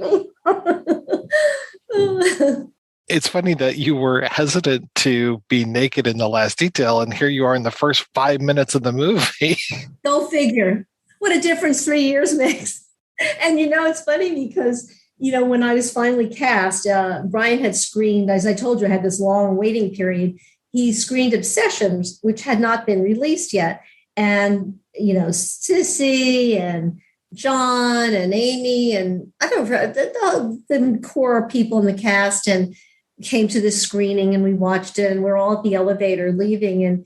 And somebody said, well, I guess we all got the part. And I said, well, I didn't. I was so embarrassed, And the following day or 2 days later, Brian asked me to come back in, and, he had Amy there, and we read 2 scenes, and then she was sent home, and Harriet Hellberg and Brian were there. And he said, they left the room, they came back. He says, you have the part. I want you in this movie. I've always wanted you in this movie. And then he took me around and showed me the storyboard all around the dining room. You could see the whole film. And he started talking about, what was it. He said, and everybody has to be, all the girls have to be, and it's going to be the shower, but there's going to be a lot of smoke. All you're going to see is an arm here, a leg there. So I went, okay, I can do that. And so there we are, all terrified, naked, but it's a smoke, an arm here, a leg there. And then the next day in dailies, we're all like, oh my God, we're naked, head to toe. And the funny part is Betty Buckley was going, oh my God, if I were you girls, I would be furious. She was like stirring it up. But,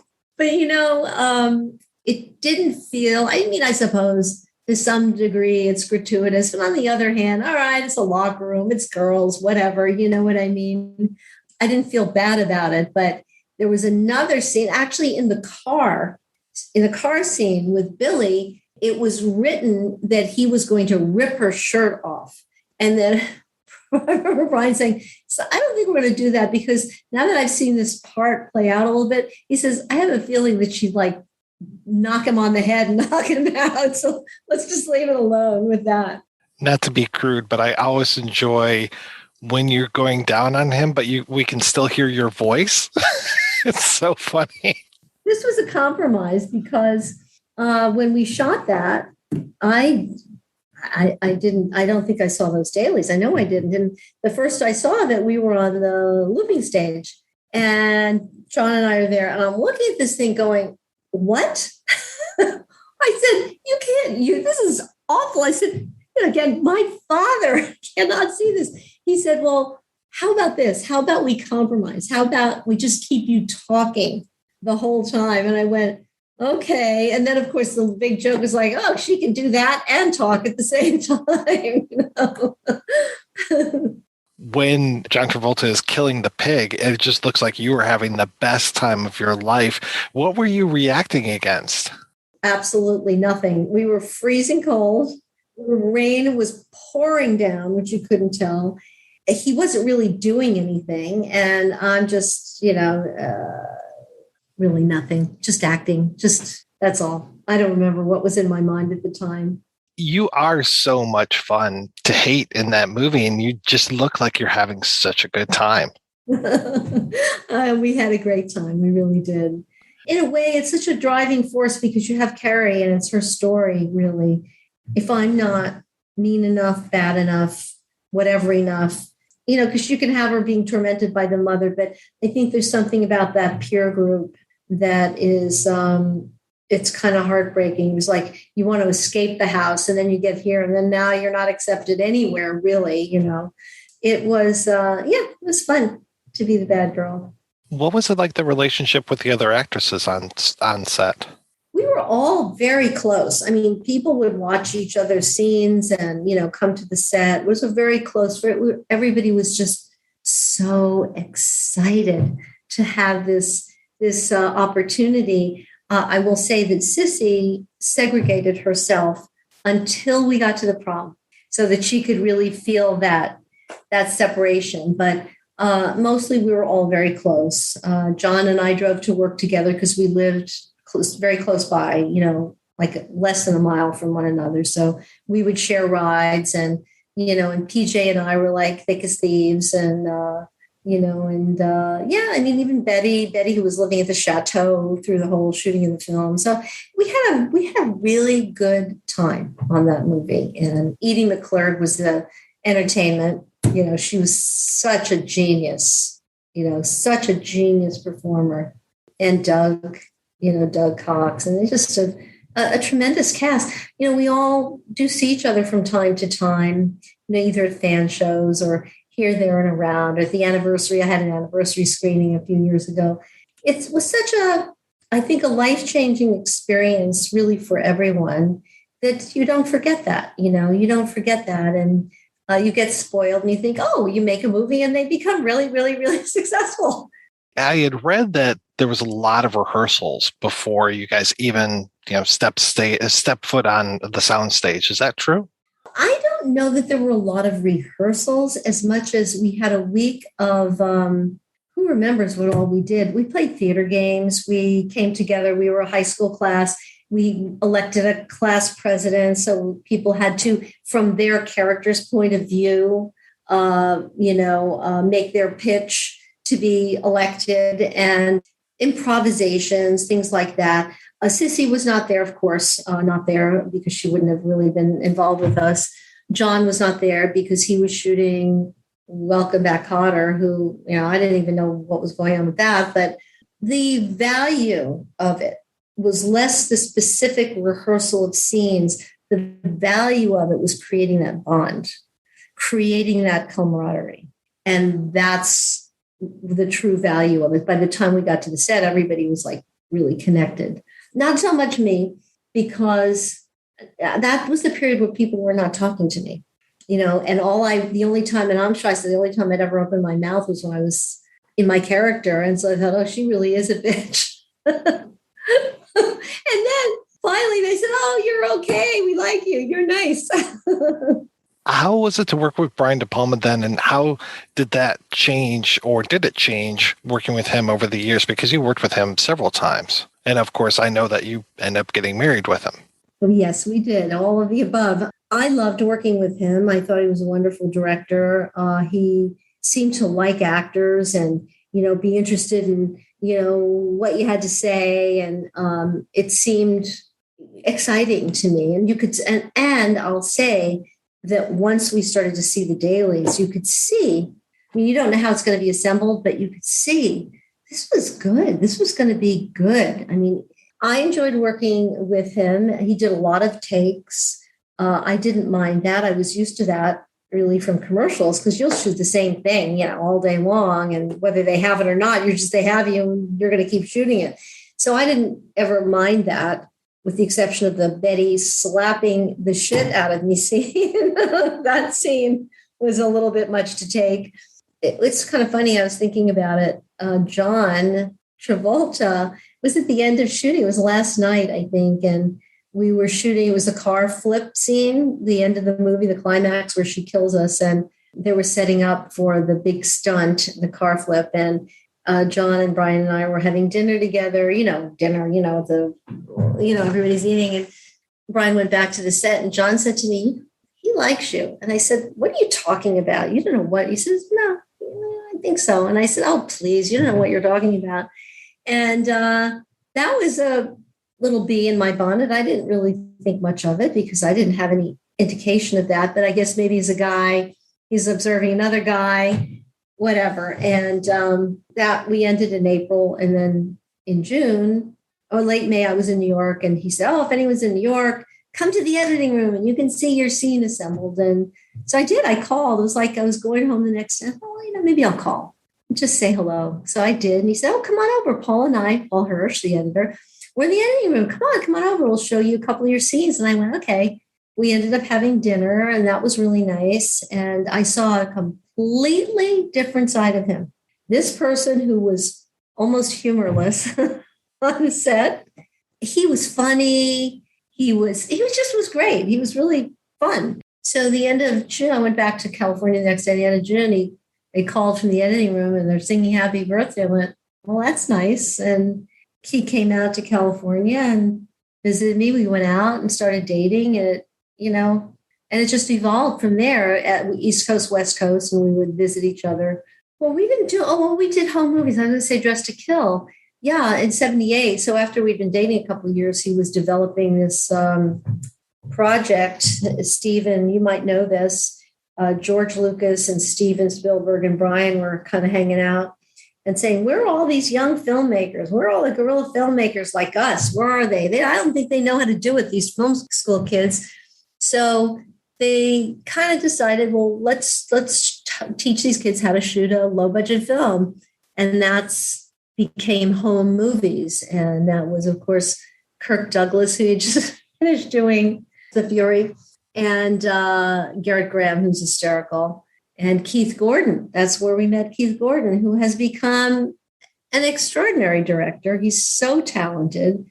So we worked together on that, and that seemed very natural. I mean, we were dating, we weren't married yet, but I already had worked with him, so it was, no big deal. Working together was never a problem for us. The only time it became a problem was when, for instance, on Dressed to Kill, I remember Ralph Boda approaching me saying, could you talk to Brian? And because I said, oh, I love that, the way it looked. Oh, could you tell him? Because I don't think he likes my work. And I'm like, oh, please don't ask me to do that. And then on Blowout, we were staying in Philadelphia, and I was in the hotel rooms, and he was getting ready to go for work. He says, why aren't you getting ready to go to work? I said, well, I'm not called to work. He said, what do you mean you're not called? You're in the first scene. I said, nobody told me. Oh, he says, oh, I get it. They just think that I'm going to tell you, or we know everything. He said, don't show up. And I'm thinking, how can I not show up? I am a professional woman. But he said, do not. And of course, no cell phones in those days. So they had to track me down. And the lesson there was, no, we don't look at each other's call sheets. You know what I mean? And then, of course, some of the critics and things that people say. But we always had, at least speaking for myself, I can't speak for Brian, I had a great time working with him. I enjoyed him. I felt that he gave room to the actor to bring their thoughts, their ideas to it. And, he used to say, well, I've written so much and now I think that the actor can maybe tell me more about this character. So, and he rehearsed, we rehearsed on Dress to Kill. We rehearsed on Blowout. Other directors that I worked with did not have rehearsal periods. I'm sure there are people who do, but not ones that I worked with. So I really enjoyed working with him. You talked about how he would kind of be more humorless when he's shooting and then kind of drop that facade afterwards. Was that the case all the time, that he would just be that? It wasn't even a facade. He was miserable. He hates shooting movies. He hates it. It is misery for him. He likes prepping. He likes planning. And I remember on the first day of Blowout, we had, oh my God, it was the parade and all of this stuff. There was like hundreds and hundreds of people there. And I went up to him and I said, aren't you so excited? Look at all these people are here to realize what you've written. He says, I hate it. And I went, okay, never mind. So that's the truth. He hates shooting movies. So it wasn't a facade at all. Carrie was a huge hit. Did that help you get roles after that? Not really. There was stuff. In the following year and a half, it's almost every, either horror or teen or school or bitch or, the same old came to me. The only thing of any interest that arrived for me to look at and, consider going to meet them was at Three's Company. And I didn't want to, in those days, you really had to decide movies, TV. And I got this script. And in fact, remember I was at Brian's apartment in New York. Amy Irving happened to be there. She was staying, I think it was around the opening of the film or maybe a little after. And they said, let's all read it together. And we did. And I said, she's so stupid. I don't want to play a stupid kid. I want to play a dumb girl.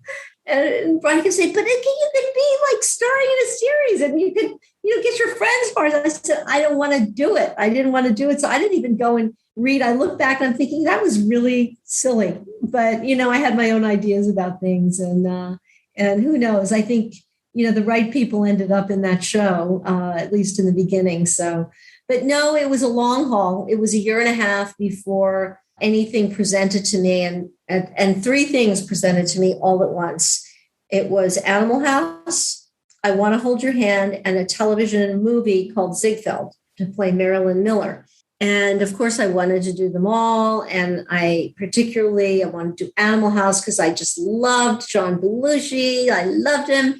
And I went to meet John Landis, and we had a great meeting and reading. And Tim Matheson was there at the same reading, and we had the same agent. And then they wanted to cast me right away in Ziegfeld, and that everything was coming together. They couldn't make the deal on Animal House. And I'm talking 50 cents. We're talking 50 cents. And whoever was making this said, it's too much money and we're not going to pay her that. And da, da, da, da. So my agent closed the deal on Ziegfeld. And then I Want to Hold Your Hand. But there was a timing conflict. So my agent said, just go to work. Just go to the rehearsals on Ziegfeld. Just go and I'll work it out for I Want to Hold Your Hand, because I really wanted to make that movie. So he came back and he said, we just can't work it out. He says, but for you to get out of it, you really, lamb to the lions, he said, or wolves or whatever that one is, you need to go in and talk to so-and-so, who's like the head of Columbia, I think at the time, and just tell them that you found a movie that you really want to do and they'll understand. And I went, okay. And so I went into Mr. Whoever it was, I can't remember. I said, I really love this, but there's a part that I really want to play and it's a movie and I'm really excited about it. And, I just wanted to say, do you think you could let me out? And he says, oh yeah. He said, oh, we'll let you out, but you'll never work at Columbia again. And I was devastated. So Brian said, you need to call George Leto right away and talk to him. So I did. I met George Leto for lunch, I think it was. And he says, Nancy, they didn't finish the sentence. The sentence goes like this: you will never work at Columbia again until we need you. And that's exactly what happened, because I ended up over there. It was a co-produced Columbia and Universal for 1941. So it wasn't long before I was back on that lot. But that was quite a learning experience for me. Have you ever been approached to be part of like the sequel or the remakes of Carrie, any of these other projects? Of Carrie? No, not at all. The only thing with Carrie is I was invited to the opening of the movie a few years ago that was made, that remake. That came out the same year as our 40th anniversary, I think it was. Yeah, I didn't go. I mean, I didn't see the point of going. It's their movie, and I didn't feel like I love movies. And I'm, like I just love movies. And I think that it's almost sacrilegious to remake a classic film. And I consider Carrie a classic film. I think if you're going to do something, there's some movies that sort of just missed. Go figure those out and remake those. Yeah, nobody ever approached me about that. What have you been working on lately? I'm executive director at We Spark Cancer Support Center. So that's really takes up a great deal of my time, most of my time. And that's what I've been devoting myself to for a long time. It's interesting. I do a lot of interviews like this, similar to this. And I decided that I was going to start to put together, dare I say, a book. I don't know what it's going to look like yet. I haven't quite decided. But I'm just recording memories and thoughts and ideas. How in depth I go, I'm not sure yet. But I'm going to just start sort of laying it out. As far as any other projects, there's really nothing on the horizon. I never say never, but it would take something wonderful for me to, it could be a play, it could be a movie, it could be a television show. But I mean, one of the reasons I backed away is I really didn't like the work that I was doing. When you work with really extraordinarily talented directors and do really good movies, it's really hard to do junk. And no, you just got to go to work because you got to pay the bills. And as Jason Rovard said so brilliantly in an interview, I never forgot this. I said, well, you're so good. And why'd you do all this crap? He says, when the critics start paying all of my bills, I'll be much pickier with what I don't want to do. And I never forgot that. Sometimes my little heart misses it because I do feel, for whatever reason, from the first time I walked on the soundstage, I went, oh, wow, this is home. It felt very real, like this is where I belonged. And I love the creative process. I love the crew. I love when that machine is working and you can feel it, there's nothing like it. And of course, when it's not working, there's nothing like that either. It's pretty horrible. It's like one more day. How many more days of this do I have to go through? Like I said, I never say never, but we'll see. Nothing specific right now. Where's the best place for people to keep up with the We Spark Foundation? If they go to wespark.org, they can see a beautiful new website and you can see what events are coming up. We just had our annual comedy. I think the next big one is the Run Walk. And then we have, of course, the ever popular Jason Alexander Poker Tournament, which we have annually. And that's a lot of fun. And he's just such a great guy and has been very kind and dedicated to the organization. But what people need to know is that everything is free.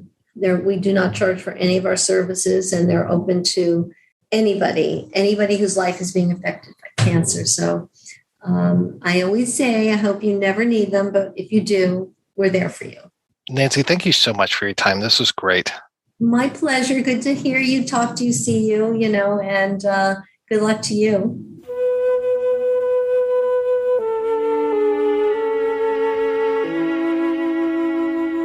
Were you always planning on being an actor, being the child of actors? It would seem that way, wouldn't it? A lot of children of celebrities seem to go in that direction. I had a couple other choices I wanted to make. I thought maybe I'd stay in the surfing industry because I was very involved in that when I was in my teen years. Always enjoyed music. I kind of tinker with that. You can see in the background here, I still goof around with music on a daily basis. It's, it's kind of my hobby. I don't do it professionally, but I really enjoy it. Instead of crossword puzzles, I play music on my keyboards or guitar. I thought about that. I actually was pretty serious about flying at one point when I had my license during my college years. I thought maybe I'd be a pilot. I had a good friend of mine, Bob Long, who was my instructor, was encouraging me to do that. But it turns out I was just a terrible pilot. There was 2 or 3 very, very, very close calls. I decided that I would leave the flying to others and I would just enjoy sitting in the passenger seat. And along that time, I dabbled in acting because of my parents, obviously. And I did a few things. I worked on Rawhide, and I did a couple of days on the Perry Masons with my mom and Raymond Burr. My mom's Barbara Hale, of course. Most people know that, who was Dallas Street. So I tinkered with that, but I really didn't get serious until I joined the South Coast Repertory, which was a very well-respected Lort Theater in Orange County. They've won several Tonys now in the ensuing years, David Ems and Martin Benson. I don't know if they're still involved, but they certainly were the founders, and I was involved when they were first doing it at the Third Stage Theater. And I found my way into acting, started making money with it, and that's like any young man, I followed that money vein into a profession. But it really wasn't, obviously, until I did Carrie that I thought, I could make a living at this. It was not only a seminal film for Brian De Palma and the rest of us who were lucky enough to be in that cast, but it was a seminal film for me. It was certainly a turning point in my life. Can you tell me about the audition process for it? I was living in a white ghetto neighborhood with 2 other fellows, Joe Clark and Ted Levater, struggling actors like me and the musician. I just went on auditions like I did for everything else. You know, I had been doing a play down at the Mark Taper Forum at the time, and my agent called and said there was this audition going on, and that happened to be Carrie. Nobody really knew that it was going to turn out the way it did. We were just all happy to be getting a paycheck every week and hanging out with a lot of other young, talented people and working with Brian De Palma, who was up and coming at the time. He had worked with Bobby De Niro and Tommy Smothers, Greetings, Hi Mom, Get to Know Your Rabbit. And he was touted as being someone that was up and coming and hot. So when we got that film, we all felt very, very lucky to get it. And the audition process was, it's a kind of a famous story. George Lucas and Brian De Palma were holding joint sessions. They were obviously good friends at the time with a tribe of directors at that point.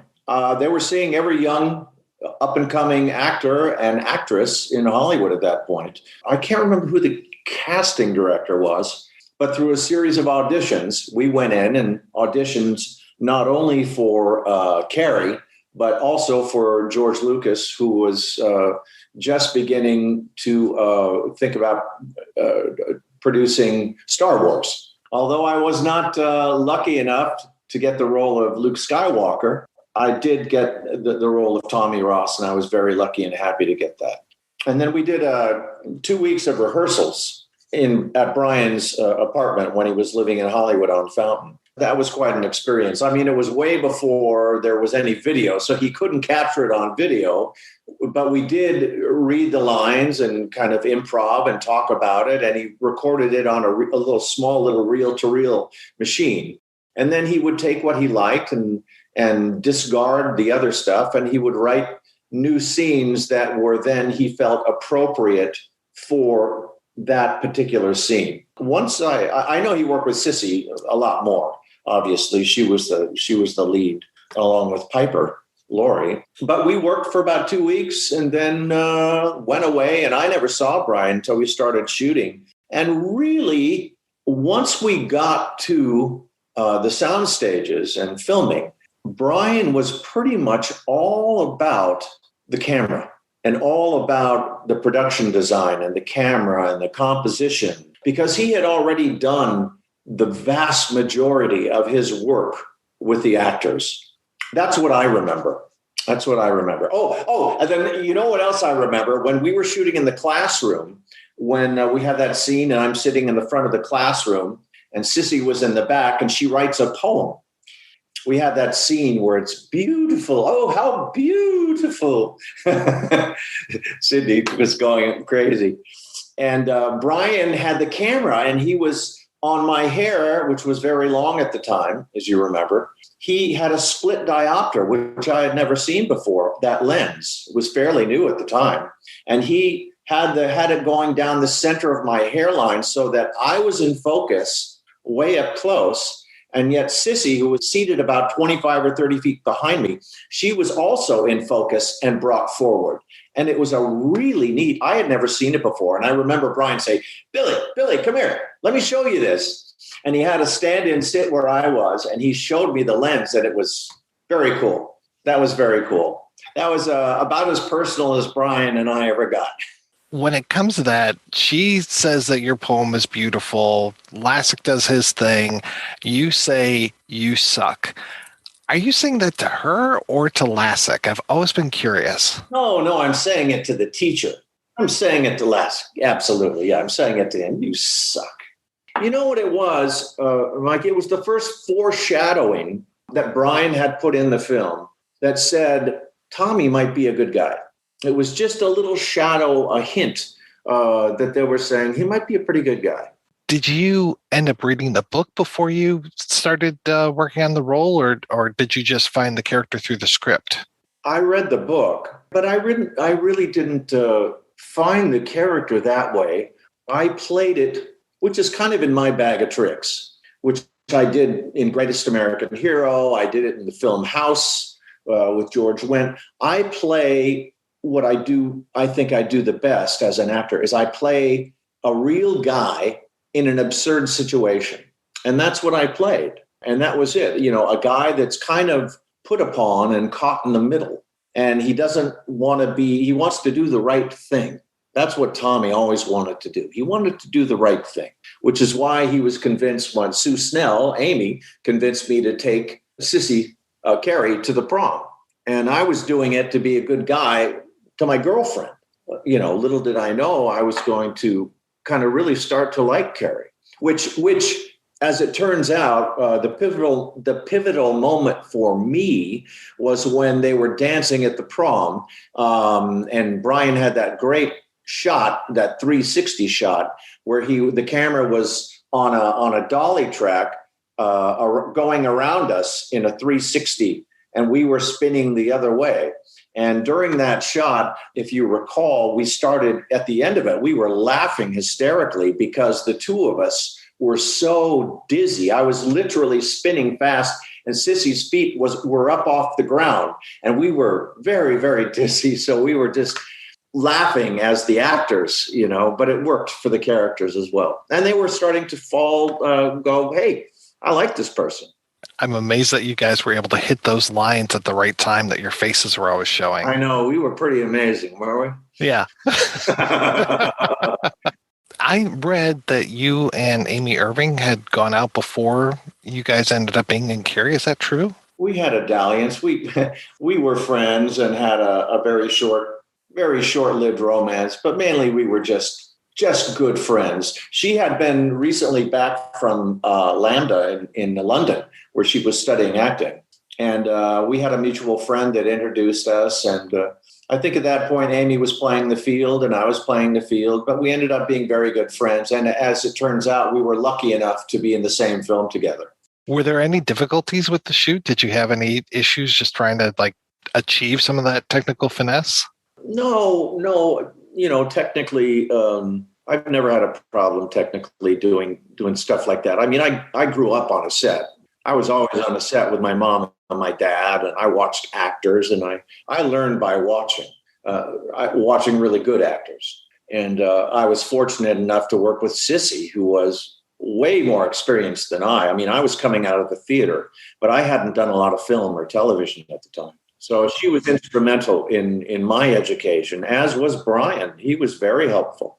Yeah, you talked about how he showed you the split diopter. I'm curious, how else was he to work as a director? Or was it mostly that rehearsal period where he was really starting to direct you? Well, it was mostly the rehearsal period, but he did. One of the things that I loved about Brian, and I love it about other directors as well, is he would let the take play out what was on the page, and then he would always let the camera just roll for a little bit. And it was in those moments he would let us do a little bit of improv.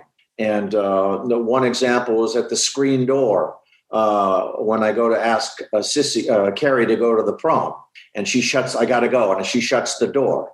Well, he let me sit there and play on the camera, and then I got to improv the end of that scene.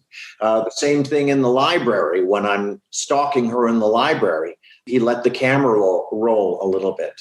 And I understand he did that with a number of people. That was pretty neat. But he'd say, take your time with this, or let's try and bridge these two thoughts together. Let's watch your pace, things like that. He's a master. Brian is a master at directing, not only at the camera, but also of emotions and everything else that goes with good acting. I always feel so bad for you when you get just knocked out by that bucket. Dude, yeah. I was looking forward to a sequel, but there you go. Not so lucky there. I mean, the movie was a huge success. Did that really help you out to get your future roles? Oh, my gosh, yeah. I mean, we had no idea what the film was going to do. It wasn't a ginormous budget when it came out. It went through the roof. And within a month, I was like on Newsweek and Time Magazine. And I was like the only guy. John Travolta and myself were the only guys in that magazine, along with Piper Laurie and Sissy Spacek, and then other up-and-coming young actresses. It really skyrocketed me, at least for a time. How long after that was Greatest American Hero? It was, 76, about 3.5 years. I did some theater, several projects in the theater. I was scheduled to do a few other films, as well as I did First Love with Susan Day. And then right after that, on the heels of that, I went into Big Wednesday with Jan Michael Vincent and Gary Busey. Another just amazing project with John Milius directing. And then it was a little bit after that, I was doing Bonjour la Bonjour, a Michel Tremblay play in New York at the Phoenix Rep with Diana Wiest, one of my favorite actresses. Such a lovely gal. Her and I were doing Bonjour la Bonjour off Broadway in New York. And that's when Cannell sent me the script of Greatest American Hero. And I read it. And I thought, well, I don't think this will go for very long. My agent said, you'll do the pilot and you'll be back in New York before you know it. That's not the way it worked out. I was apprehensive about wearing a super suit at the time that sagged in all the wrong places. It wasn't a cool suit like Robert Downey got to have, or any of the Marvel and DC characters that we see today. It was a whole different scenario. I never understood why Ralph didn't take the time to learn how the suit worked. I don't know. I think that was the whole premise of the show. And the way Steve Cannell told me at the time, he said when he was approached to write the show, he said he would do a superhero show, but he wanted to lean toward comedy. He said when they would sit around the writer's table, they would think of something funny. We could make something funny out of ego. Let's do something about an ego. A guy gets a big head, he's swollen with ego, and then let's turn it on its head and make it funny. We'll back a television plot into that fun. And that's what he did, and that's how they wrote those scripts. How was Robert Culp to work with? Robert and I, initially we didn't get along famously, but in pretty short order, we came around. I knocked on his trailer one day, and we arrived at a détente and a working relationship, and went on and became pretty good friends over the course of 3.5 years. That's got to be tough to have that friction with your co-worker like that. Well, you know what? When you look back, in particularly at the pilot, you can see it. And a very good example of this, the tension that was actually really there. Early on, we did the scene in the high school where Maxwell comes to Ralph Hinckley's school where he's teaching. They meet in the bathroom, and Bill Maxwell's saying, okay, Ralph, this is the way it's going to be. Okay. You're going to wear the suit. We're going to go after the bad guys. I'm going to call the shots. You're going to do what I say. And Ralph stands up and says, no, let me school you on what's going to happen here. And there was a lot of tension in that scene. And it was real tension, right? By two actors vying for whose show is it going to be. When you look at that scene, that really foretold that relationship, but it really, really worked. And in the long run, that scene helped to cement a really good professional relationship. Is it true that they were going to change your character name after John Hinckley Jr. Shot President Reagan? Yeah. It was an afternoon, and I was on set, and when that came down, and they did change it, but they only changed it for one show, as I recall. It's a long time ago, but I think it was just one show. And then the story goes, as I remember, Michael Pare, we were shooting in the classroom that following week, and Michael Pare stood up in class and called me Mr. H. And the producers loved it, and that was his name from there on after. He was Mr. H. And I don't think he was ever called Hinckley again. Maybe occasionally, but he was known as Mr. H. I loved your performance in Pippin, and having that Broadway show in our living rooms was so great. That was great. A lot of fun. That was certainly stands right there at the zenith of my professional career, getting to work with Chita Rivera and Ben Vereen and Bob Fosse, and there was about half of the original Broadway cast was in that show and had not aged out yet. But like John Rubinstein, he always resented me that I got to do that role because he was so wonderful, and he created that role in the original Broadway production, and he was marvelous. But I was lucky, I was at that point, it was the first season of Hero, and I had a little bit of cachet and gravitas in the industry. And so I was able to go in. I walked into the room. I had auditioned for Mr. Fosse so many times, trying to get be the replacement for John, and not being successful. And finally, I walked in. I think we were at the Sophie Hotel in Hollywood, in Beverly Hills. And I walked into the audition by the pianist, and Mr. Fosse was there, and I said, "Mr. Fosse, do I really have to audition again?" And he said, "Kid, you got the job." That was just so wonderful. How was it learning that choreography? Well, we had 4 or 5 weeks of rehearsal, which was marvelous, and they were all very. These were all trained dancers and performers. They were very patient with me. I would say very patient with me. The hardest number for me as an actor who could move, because I wasn't a dancer, but as an actor who could move, the hardest part for me logistically was learning the right track, the dance that the leading player and I do. I'm so grateful that Ben Vereen came in 2 consecutive Sundays on his own time, just he and I, and he taught me that. He really helped me through that, helped me learn those moves and those dances, that dance. That's the way that story goes. You mentioned House earlier, and I had to tell you how much I love those House movies. So fun. Yeah, they were great. And the story with that, if truth be told, the story with House is that Steve Miner, just like Brian De Palma before him, when I worked with Carrie, Steve Miner had he was coming out with some great movies. People were saying, "Oh, this is going to be a breakout movie for this young director," and it was.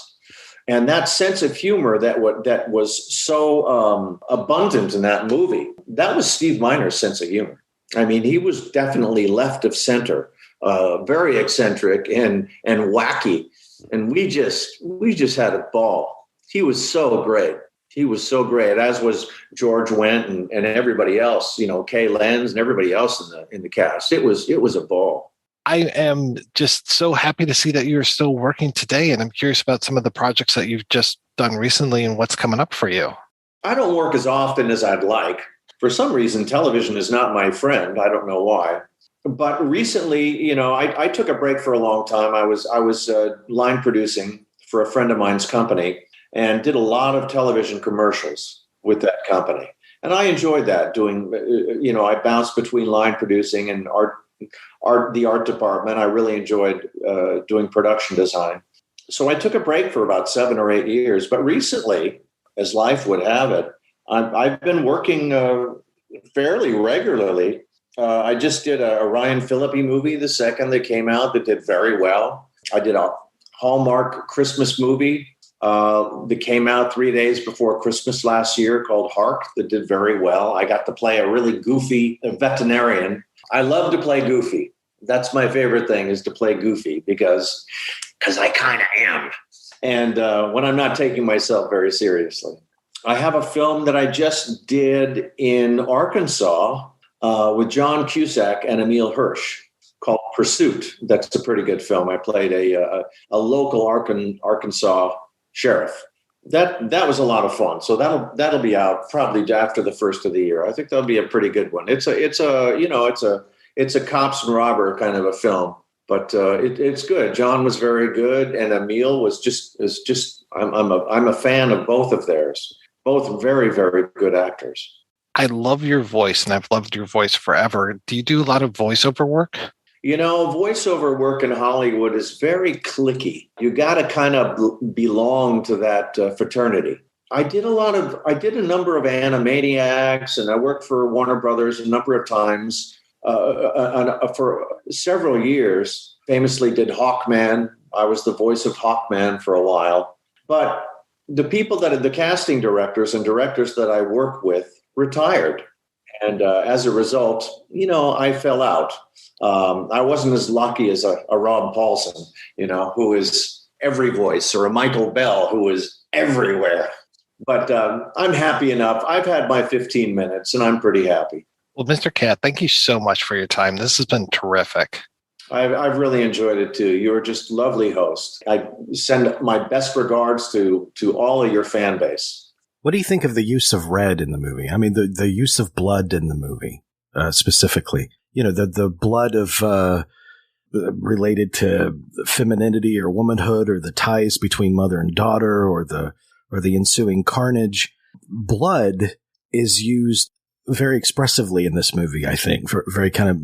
It can be used metaphorically. There was a movie a few years ago that I really liked called We Need to Talk About Kevin, that I think used the color red and blood in particular in much the same way. Well, my favorite use of the color red in the film is not a use of the color red, which is the moment when Piper Laurie comes into Carrie's room before the prom and looks at her in her very light pink dress and says, "Red, I should have known." And Carrie has to go, "No, it's pink." She interprets it as red. That's a great point. That was the greatest use of red, because it's like, yeah, it's about how blind people are and how they see what they want to see. And actually, I once heard Piper Laurie say that Brian wanted to cut the line because it was really that Carrie's wardrobe, that Sissy Spacek's wardrobe, had not matched the script. It wasn't an intentional point. And so Brian was like, "We have to cut that line and it was Piper Laurie, at least she claims, who said, "No, actually, it's better." Don't know if it's true, but I love the story. God, that's a great point. Now you just gave me another moment to appreciate it, Carrie. Thank you. Well, it's nice too, because it ties into that idea of our perceptions. And, Miss Collins thinks that Sue is at the prom to disrupt everything when she's not. Carrie thinks that everybody is laughing at her when they're not. And I love that kaleidoscope kind of von Stroheim greed effect that's going on with all of that. And then the audio. Oh my God, the audio in this movie is fantastic. And the way that when the blood falls, that they just cut everything. And then you get that bucket noise that when it hits Tommy, and that he's there saying, "What the hell?" but you don't hear the words, and you just see all the reactions with nothing. And then the way that audio starts to come back up and come up so subjectively. So it's that same thing of like, this isn't what's really happening, but this is what's happening to Carrie. So just like how that dress isn't red, it is to Mrs. White. And here's another subjective moment where it's just like, this is what we're seeing through Carrie's point of view. And to your point about the color red, I love when the world just becomes red. You know, I love that those lights that, yeah. Oh, with the whole red, white, and blue thing, I'm like, okay, yeah, I got it. Good metaphor. But before it comes back to color, when it's just monochromatic of red and black, absolutely love that. It's so striking. The last time I visited LA a couple of years ago, it was a movie location trip. I visited like 60 movie sites, and that gymnasium was one of them. And so at I think it's Hermosa Community College. It's near Manhattan Beach. As soon as I turned that corner and I saw those double doors, and my heart just like went into my stomach. I was like, oh, and I could visualize the doors opening and Carrie White gliding out with a rain of fire behind her. It was an amazing place to visit, and it still looks exactly the same.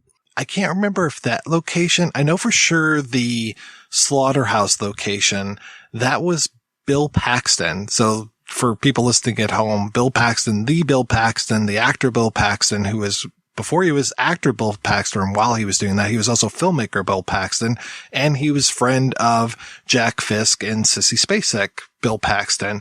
So I think there's even a realty sign in the movie that says Paxton on it. But yeah, he helped out when it came to a lot of stuff that Fisk would work on. And, you know, if you go back and you watch credits for earlier films, like you see Sissy Spacek and Jack Fisk, they're both in the credits for Phantom of the Paradise. You go back to Eraserhead, and they're both in the credits for that as well. So it's like they were this, I don't want to say power couple, but they were definitely a working together couple. And I love how, you know, here they are again, and we have this, you know, she had already done Badlands by this time in Prime Cut, but her in this role, and I think her being cast in the role is so crucial to it, because she can look strange. She can make herself look really strange. Like when she's in the shower and she's looking at her hands and her eyes are all bugging out. When she's at the prom and she's got her eyes as wide as possible,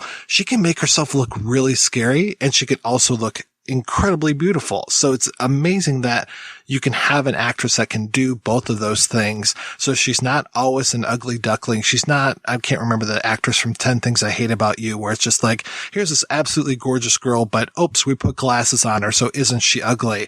Sissy Spacek can make herself look ugly. That she came in, no makeup on, she put Vaseline in her hair is the story, and just was like, look at me, I'm the dowdy girl in school that everybody's going to pick on. I am Carrie White when she came in for that rehearsal or for that audition.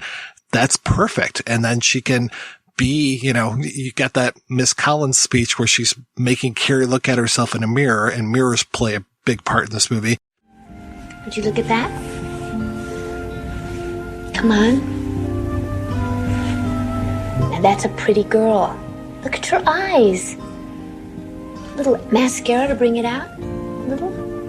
Your lips. Try some lipstick. You have nice, pretty lips, and your cheekbones. Look at your hair. It's beautiful hair. You could just put it up a little. Maybe add a little curl. What do you think? Yeah. I love that she can be all of those things, that she can be gorgeous. And then as soon as those red lights come on and those eyes get big and all the blood is running down, she can look like a complete monster. Well, the thing that really struck me, it's funny, this time when I saw it, that when the blood hits her and her eyes go wide, rather than looking rageful to me, she looked like an infant. There was something about it was looking at a Star Child at the end of 2001 to me. I mean, there was a blankness and almost a continued innocence. It's like her brain that can't even really comprehend what she's in the middle of. So there's something either animal or very young childlike about it that I found really powerful and odd. And I don't remember it seeming that way last time, but seeing it this time, it was like, man, there's something about her. She looks like a 6-month-old baby, widening their eyes at everything around them and the weirdness of the world. And it's like, even up to the end, there's something still in her that's innocent, even if she's wreaking this havoc. She still isn't doing it in some kind of conscious evil way. And I think part of what's so heartbreaking about it is you could have played that scene with this look of menace and anger and hatred in your eyes, but she just looks like like an innocent creature responding to being wounded, not like this sort of person who's now become truly evil herself. It's not a kind of a leering thing. It's almost when you're transformed by a moment of great trauma and it's like it doesn't register. It just kind of, that feeling just kind of takes over. And yet when she returns home, she's so wounded and she wants the comfort of her mother, who then tries to sacrifice her. Yeah, when she's saying, "Hold me, Mama," it's like your heart just breaks. And I think part of it is that what allows it is the fact that even in her wrathful destruction, there is something still not truly evil about her, which lets us stay with her. And then she goes home, and we still want it to be okay. We still want her mom to hug her. We still want somehow to everybody forgive her, say it's not her fault, and I think there were some really brilliant choices made by her and Brian that allow that to happen in terms of the way a lot of that stuff was played, because it's so not the obvious. I mean, watching it this time, once that blood hits her in 99 out of 100 movies, it would have been a very obvious performance about my rage bursts forth. And this was something more subtle and odd and wounded and, as you said, traumatized. And there was still something vulnerable about her, even as she's killing everybody, which is what allows that ending to have emotion, I think. A lesser movie would do exactly that. It would become kind of a vigilante thing. The way she holds her hands is what really gets me. The way that she has her arms down and her hands out. And when she is walking, like it feels very much like she's in a dream when she's walking out of that gym. Even before that shot that you were talking about where the doors open as she walks out against the fire, which, you've got that image plus the slow motion that makes it feel very dreamlike. But when she's just kind of going away from the stage to those doors, walking against that fire, it almost looks like she's gliding. She's just moving so slowly and patiently and just making her way out. And when we see her a little bit after that, when she's walking down the road, we've got the fire trucks going to the high school and she's walking along just covered in blood still and just has her hands down and out like that. My favorite part of the movie. Maybe not my favorite part, my favorite shot of the movie. There's something that very quick jerk that she makes to look back at the car and it kind of that moment, it got me from the first time I saw it. And I don't know what's responsible for that effect. If he cut frames or something, it's just some little oddity, something that sets that moment off that just kind of feels almost otherworldly. I do love the jumps when it comes to the close-up of her eye, how we go from medium, close, cutting those frames out. And we know that De Palma and Hirsch were very experimental when it came to some of the editing. It kind of reminds me of the death of Beef in Phantom of the Paradise, where we're going to jigger all these frames around to make it look like he's being electrocuted. So I would not be surprised, because I know what you're talking about when her whole body moves as the car's coming up. Yeah, there is kind of a little jerkiness there. And it's like, okay, what was that? Man, it works, and it works well. There's a lot of talk about the split screen. And I know that Paul Hirsch has talked about how, there's too much damn split screen. It doesn't, For me, the split screen makes perfect narrative sense, because the movie is, in a lot of ways, it's about cause and effect. The split screen is the personification. It's emblematic of that theme. You see the cause on one side, and you see the effect on the other. I mean, for me, it's kind of as simple as that. I always like, and I know this is for screen direction, but I always like when the screen slides over so that she can look up at that last light and so that the screen direction is proper. But I always like that she starts on one side and then the way that it moves over in order to kind of flip flop with that.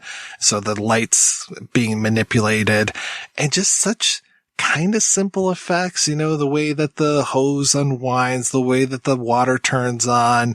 But then it just it builds and builds and builds. And when poor Sidney Lassick, when he and the principal getting electrocuted and then Lassick going against that beautiful blue field where you've got all those silver stars that are hanging down from the ceiling, and he just ignites, and the way that he ignites that blue background, and it just goes up so wonderfully and creates that background now that Carrie's standing in front of.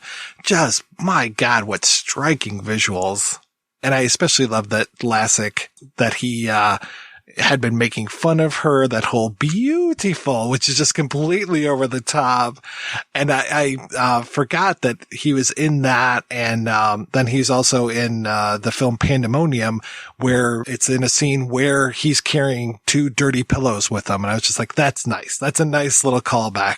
Don't be tempted, child. Don't get on that bus. Mama. You mustn't go to that evil camp with those cheerleaders.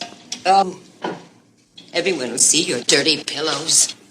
Those aren't dirty pillows, Mama. They're breasts. Not those. Those are titties. Those are dirty pillows. Those aren't my dirty pillows, Mama. They're his dirty pillows. They're not dirty pillows. They're breasts. Butt out. The first time I saw Carrie, I was particularly delighted to see Lassick.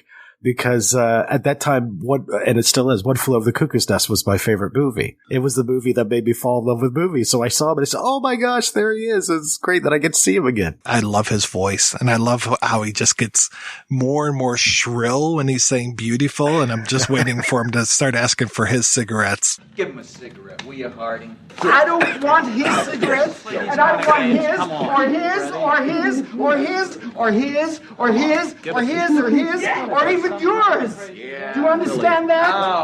I want my cigarettes, Miss Ratched. I want my cigarettes. I want mine, Miss Ratched. Yeah, the performances, everybody down the line is great, from the smallest little role all the way up to the biggest stuff. Everybody's got just their stuff on lock. You know, it just feels so right, all of these performances. And then when you have that big head-to-head going on, and that's the thing, it's not really a big head-to-head that ends this movie. It could be bigger, the confrontation between Carrie and her mother. Yes, you have her mother being stabbed with all these implements, and I especially love the last one, how it flips through the air before it hits her. It's such a nice little touch, but it doesn't become this operatic moment. Once she pulls her down, Carrie seems to almost accept her fate. Like, yeah. I'm not sure if it feels like she's bringing the house down on herself. It doesn't feel like God is punishing her. She's just like, that's it. I have no place else to go. I don't have my mom anymore. Everything has turned to shit. I'm just going to pull the whole house down on myself. And I kind of like that because, you know, we're talking about punishment and all this. Like, are the kids that have sex punished? Are they not? I mean, everybody is punished in this movie. Everybody. You know, Sue Snell will never be the same again. She's going to be fucked up for her entire life. So whether she's dead, you know, like a Chris or PJ Souls, these characters, no matter what, you do not walk away from this movie unscathed. Yeah, she's buried underneath a pile of rubble with her, you know, with her arms wrapped around her mother. You know, it all has to end. This has to end. As opposed to her mother's arms wrapped around her, which Sue has that love from her mother, and I appreciate that. And I appreciate, too, that it's Amy Irving's actual mom who's playing her mother in this, and I appreciate that. I saw an interview with her where she's like, I think I might have screwed up and called her Amy at one point when she was just so completely hysterical, but I didn't know that Brian was just going to cover it up with that music. So I'm like, okay, that makes sense. Yeah. Can we talk about the music? It's so perfectly suited to the tones of the film, the sumptuous, the lyrical, the horrific. I mean, right down to those Bernard Herrmann kind of screeches when her powers kick in at the end of it. I mean, it's such a beautiful, elegant score, particularly for a movie that many people expected to be this lower B-level product. You know, so again, that music just elevates and perfectly complements De Palma's visuals. Well, I feel like DiMaggio's two greatest scores do the same things for their representative movies, which is that, because the other score of his that I think is beyond spectacular is Don't Look Now. And that both of those films are films that are titular horror films that are actually far more about emotion than they are about horror. And so for me, that's kind of what he brings as a composer, is that weird mix of, yes, he can make it scary and huge and gothic, but then he'll keep sneaking back in those more romantic themes and vulnerable themes and sweet themes, and it keeps it from ever feeling like a horror score, which, again, we've all just heard a billion times. And even when they're good, they often feel a little monolithic. Or, you know, a lot of times, even a very good composer, it just also involves a director, there'll be a love theme, but it's completely separated from the moments of horror or darkness. And with both Don't Look Now and Carrie, and with both scores, they dance together. And in the middle of even awful, horrible moments with her mother and whatever, that piano will come in. And, it's not separated. It's not like, the nice things are here and the dark things are there. What's horrifying is that they're all mushed together. And I think Don't Look Now has that as a film too, and that score has it. You mentioned dancing, and I have to talk about the music at the dance. I mean, that uses this diegetic music of the band, which I actually really like those songs, which is surprising. Like, they could be as cheesy as possible, but they are great. And my God, do I love it. We talked, we did an episode on Body Double a few years ago, and the moment of, that vertigo moment of the camera spinning and then, the Craig Wasson spinning and, counterclockwise. And then they're doing the same thing in this with the, Tommy and Carrie at the dance. And I just love the timing of that. I love how each time we're passing by them, we're getting them saying a line, and just that. Again, it's that kind of subjective thing, because we start to feel dizzy watching that. And we know that that's exactly how Carrie is feeling at the same time. She must be completely overwhelmed, being brought out, not just on a social occasion, but this huge deal, this huge social occasion, such importance, such weight being put on here.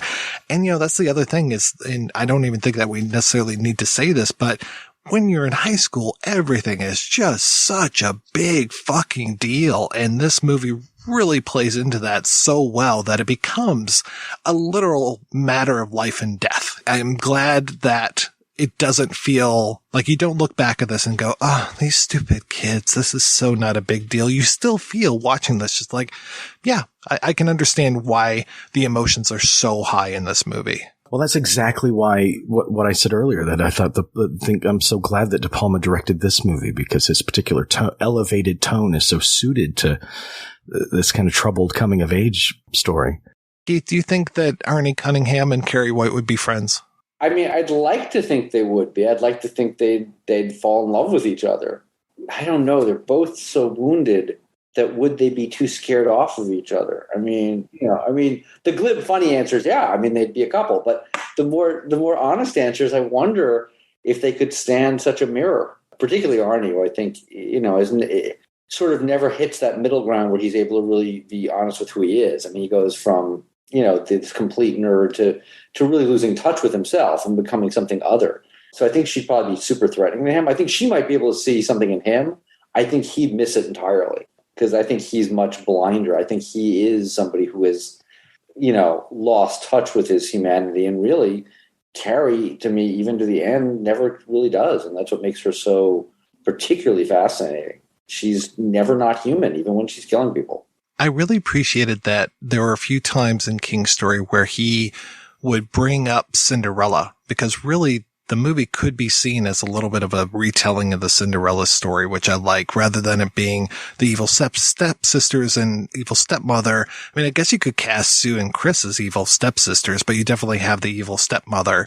And this whole idea, I think he even says that she loses her shoes at the prom. He is definitely putting that stuff in there. And the other thing, I think that he brings up Solomon and the way that Solomon brought down the temple on himself. So again, kind of going back to that end of the film where she brings down the house on herself. And it's funny because I just read another Stephen King book, a more recent one, I think called The Institute, which has a whole thing about a whole bunch of kids with telekinetic powers and ESP. And he starts that with the quote about Solomon pulling down the temple on himself. Mike is mixing up Solomon with Samson. And Samson took hold of the two middle pillars upon which the house stood, and on which it was borne up, of the one with his right hand and the other with his left. And Samson said, "Let me die with the Philistines." And he bowed himself with all his might, and the house fell upon the lords, and upon all the people that were therein. So the dead which he slew at his death were more than they which he slew in his life. All these years later, 20 whatever, when he wrote this book, I think it was very recent because it's at a airport bookstore, that he's still dealing with these themes just in different ways. And with that one, that was like 600 pages, whereas Carrie, I listened to the whole book in like 5 hours. I'm like, this is fantastic. I love how quick it is. And even then you could say, well, it's kind of padded out with all this, White Commission stuff, but it all works. And really it's such a simple story that it flows so well. And it does have that universality to it that we were just talking about when it comes to that over dramatic way that we saw things in the world when we were younger, and that we can still cast ourselves back into that moment and be like, yeah, shit was really important back then. And I'm not sure why, but it sure did feel that way. And I thought just one more thing that I'm glad that they cut out in the adaptation of this is that they eliminated most of the adult characters, the adults that didn't really have something to do with the story. So the whole idea of Chris's dad, that he's a lawyer and he comes in and there's this whole thing between Chris's dad and the principal. I mean, they give that principal, one scene where he doesn't die? Get this guy out of here, get the father character out of there, and just deal with these kids. And the only real adults that you see, like, yes, Mrs. Snell a bit, but then it's Miss Collins, a little bit of Sidney Lassick, and then it's Mrs. White, and that's it, man. We don't really need all this other stuff in there. They're just so on point when it came to the storytelling. By keeping it in that world, that adolescent world, where everything is so heightened, it makes it feel more true, because when you're an adolescent, everything is heightened. When there's a bunch of adults, it feels more like the reality would start dragging you down. Yeah, I'm still stuck on the whole idea of a Carrie Christine spinoff. It's 5 minutes ago, but I'm still pondering that. I love Christine, but when I watched it, I was just like, wow, Buddy Repperton and John Travolta. I can't remember the gentleman's name that played Buddy, but like those two, they would be definitely chums. I could see them going and robbing liquor stores all up and down the West Coast. Well, they also sort of look like each other. That was something I remember, even when we were doing Christine, I remember thinking, wow, they kind of went for the Travolta thing here in terms of just the hair and and I never asked Carpenter about it. I never asked if there was an intentional callback, because he wasn't riffing on De Palma or whatever generally, or other filmmakers even that consciously generally. I think Brian is much more somebody who really does, he names the school the Bates School. I mean, Brian's much more a movie nerd in that sense. I mean, John loves movies, but he's not playing with movie history nearly so much. But I did feel like with that character, it's like, wow, oh my God, it's sort of the same guy in this story. And they went visually kind of very similar. So, yeah, I have no idea if that was intentional, but yeah, you really see it. Meet Carrie White and Arnie Cunningham. They're the two biggest outcasts of their high school. One's got a crazy car. When they join up, sparks fly. Literally. Save the date for the prom. All right, guys, let's go ahead and take one final break and play an interview with Joe Maddrey, the author of Adapting Stephen King, Volume 1, and we'll be back with that right after these brief messages. Sick of those trivia podcasts that you don't even understand how to operate and they just have too many levers and buttons? There's got to be a better way. Now there is, with Good Job Brain, an offbeat quiz show and trivia podcast that makes learning new things easy and fun. I just learned that artificial vanilla flavoring sometimes comes from the anal glands of a beaver, and now I can never shake that mental image. Thanks, Good Job Brain. Good Job Brain is available for the low price of just 4 easy payments of free. It's a podcast. Good Job Brain is part of Airwave Media and available on all podcast apps. Operators are standing by.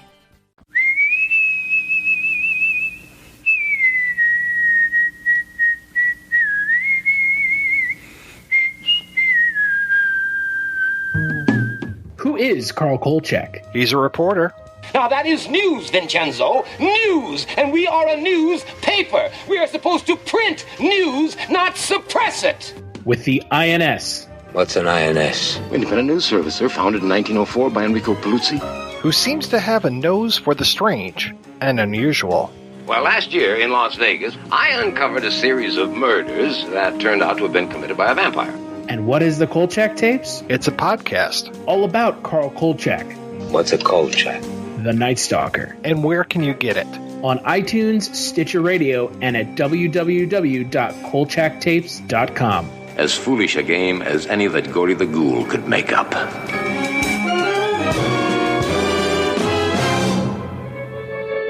Hey, do you like movies? Of course you do. You're listening to Mike White's phenomenal podcast, The Projection Booth. I'm here, however, to tell you about another movie-loving podcast, The Shameless Picture Show.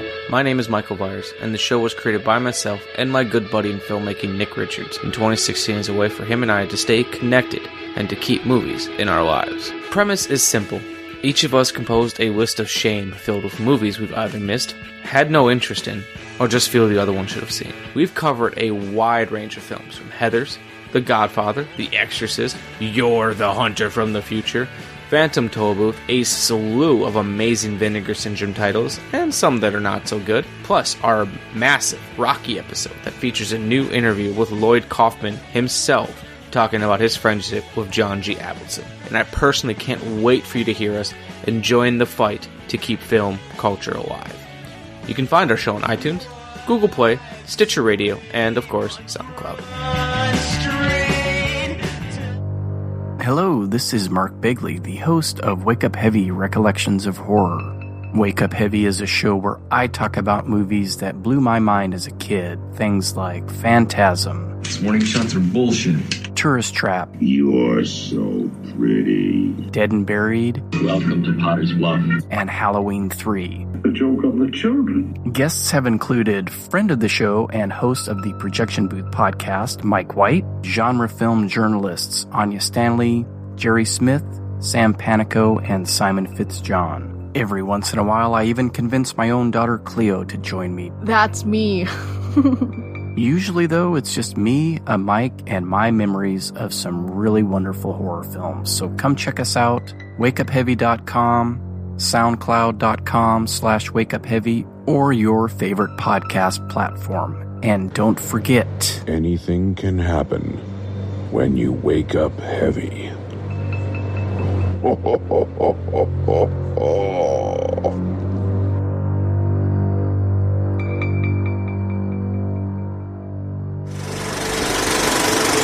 Joseph Maddrey, we've talked many times, and this time I want to talk to you about the first in seems like it's going to be a series, talking about Stephen King adaptations.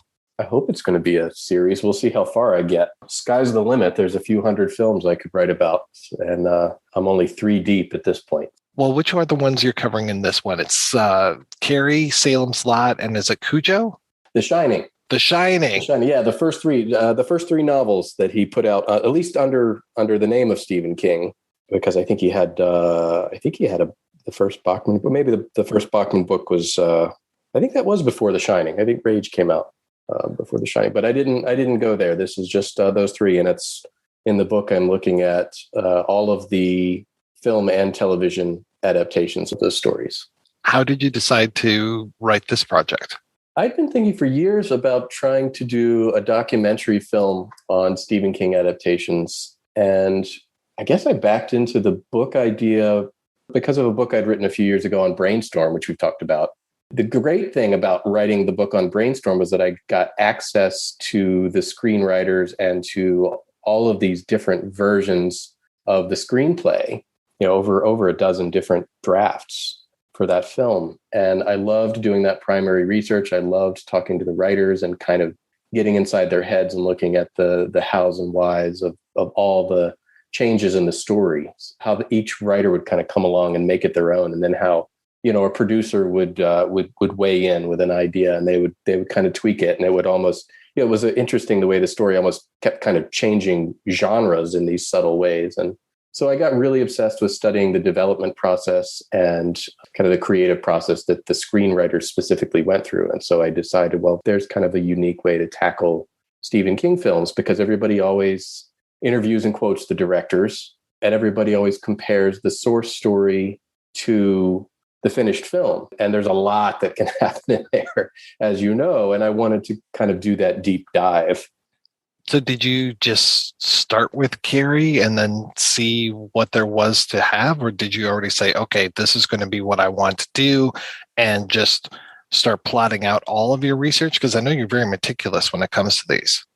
Well, there were two things I was doing, really. I was gathering scripts just to see what I could find, what was out there that I could study. And then also, just going to books and magazines that had been published and finding all the interviews that I could that gave behind the scenes information on the films, and specifically looking for interviews with the writer, the director, and the producers of these films.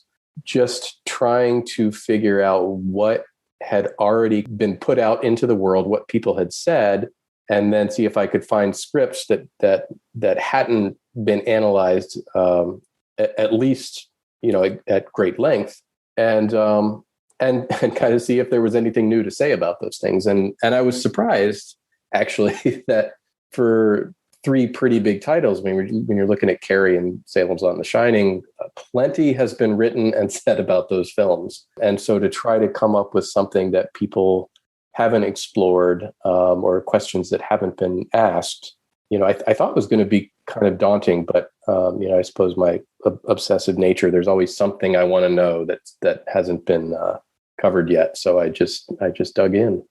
I think yours was the first time where I really got to see all of the different versions of Carrie, especially when it came to the two remakes and the sequel, to see those all lined up and have those comparisons as well as the original film. People don't usually talk about the remake, or at least they don't go into detail about why they're told the way they're told. I mean, that's the thing I really keep coming back to as I was writing the book, and as I talk about the book now that it's out in the world, is this question of why. Why did the different writers do it the way that they did? I mean, it'd be easy enough to just do compare and contrast and say, here's what's in the original story, here's what's in the original movie, and here's how it changes. But what I really wanted to get to was why the change. And of course, I had my own ideas. And then as I'm interviewing the writers, I'm just sort of testing my theories and kind of trying to get in their head a little bit. Tell me a little bit more about that TV version of it, which was supposed to be a series. I had read that somewhere. I can't remember where. Maybe it was in an interview with Bryan Fuller, where he said that was the original deal, that was the reason it got made as a TV movie, was they were basically trying to do a backdoor pilot. It was going to serve two purposes, and they were going to have this, this movie that they could air, but it was also going to launch a series. And some of the decisions that he made about how to adapt the story, how to tweak it and make it different, his goal wasn't just to make it different from the version that was already out there. It was actually, how do we set up a series? I mean, obviously in the novel and in the original film, Carrie's dead at the end. Your title character is dead. And so I think that was probably the big note, that he was stuck with, was just, you've got to keep her alive. And then his way of doing that was to set up a redemption story, at least asking the question of whether Carrie can be redeemed after doing what she's done, and whether she's responsible, how responsible she is. All these questions kind of come into it. But he also, set up the Sue Snell character, and I think Chris Hargison. He kind of changed the arcs for all three of those female characters so that they would have somewhere to go. Actually, from a storytelling perspective, I'm really impressed with what he did, and I was kind of surprised because I remember when I first saw the TV movie really liking the two main performances, Patricia Clarkson and Angela Bettis. I thought were great, but I wasn't crazy about the TV movie, and for some of the reasons actually that Bryan Fuller has his own kind of hesitations. One of them is just TV lighting. I hate TV lighting. I hate watching a horror movie on TV. It drives me nuts.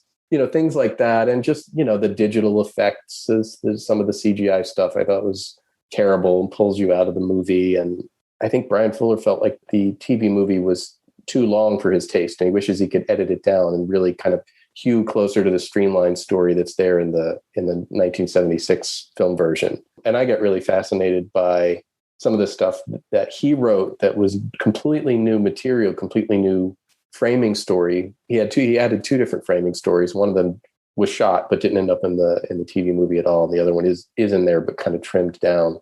And I thought that was interesting because that was the thing that really made it stand out to me, were all the things that were different. But that's the big challenge with doing a remake, is you have to surprise people who know the material so well. That can be kind of a curse. It forces you to do some things that maybe otherwise you wouldn't do, like leave Carrie alive at the end.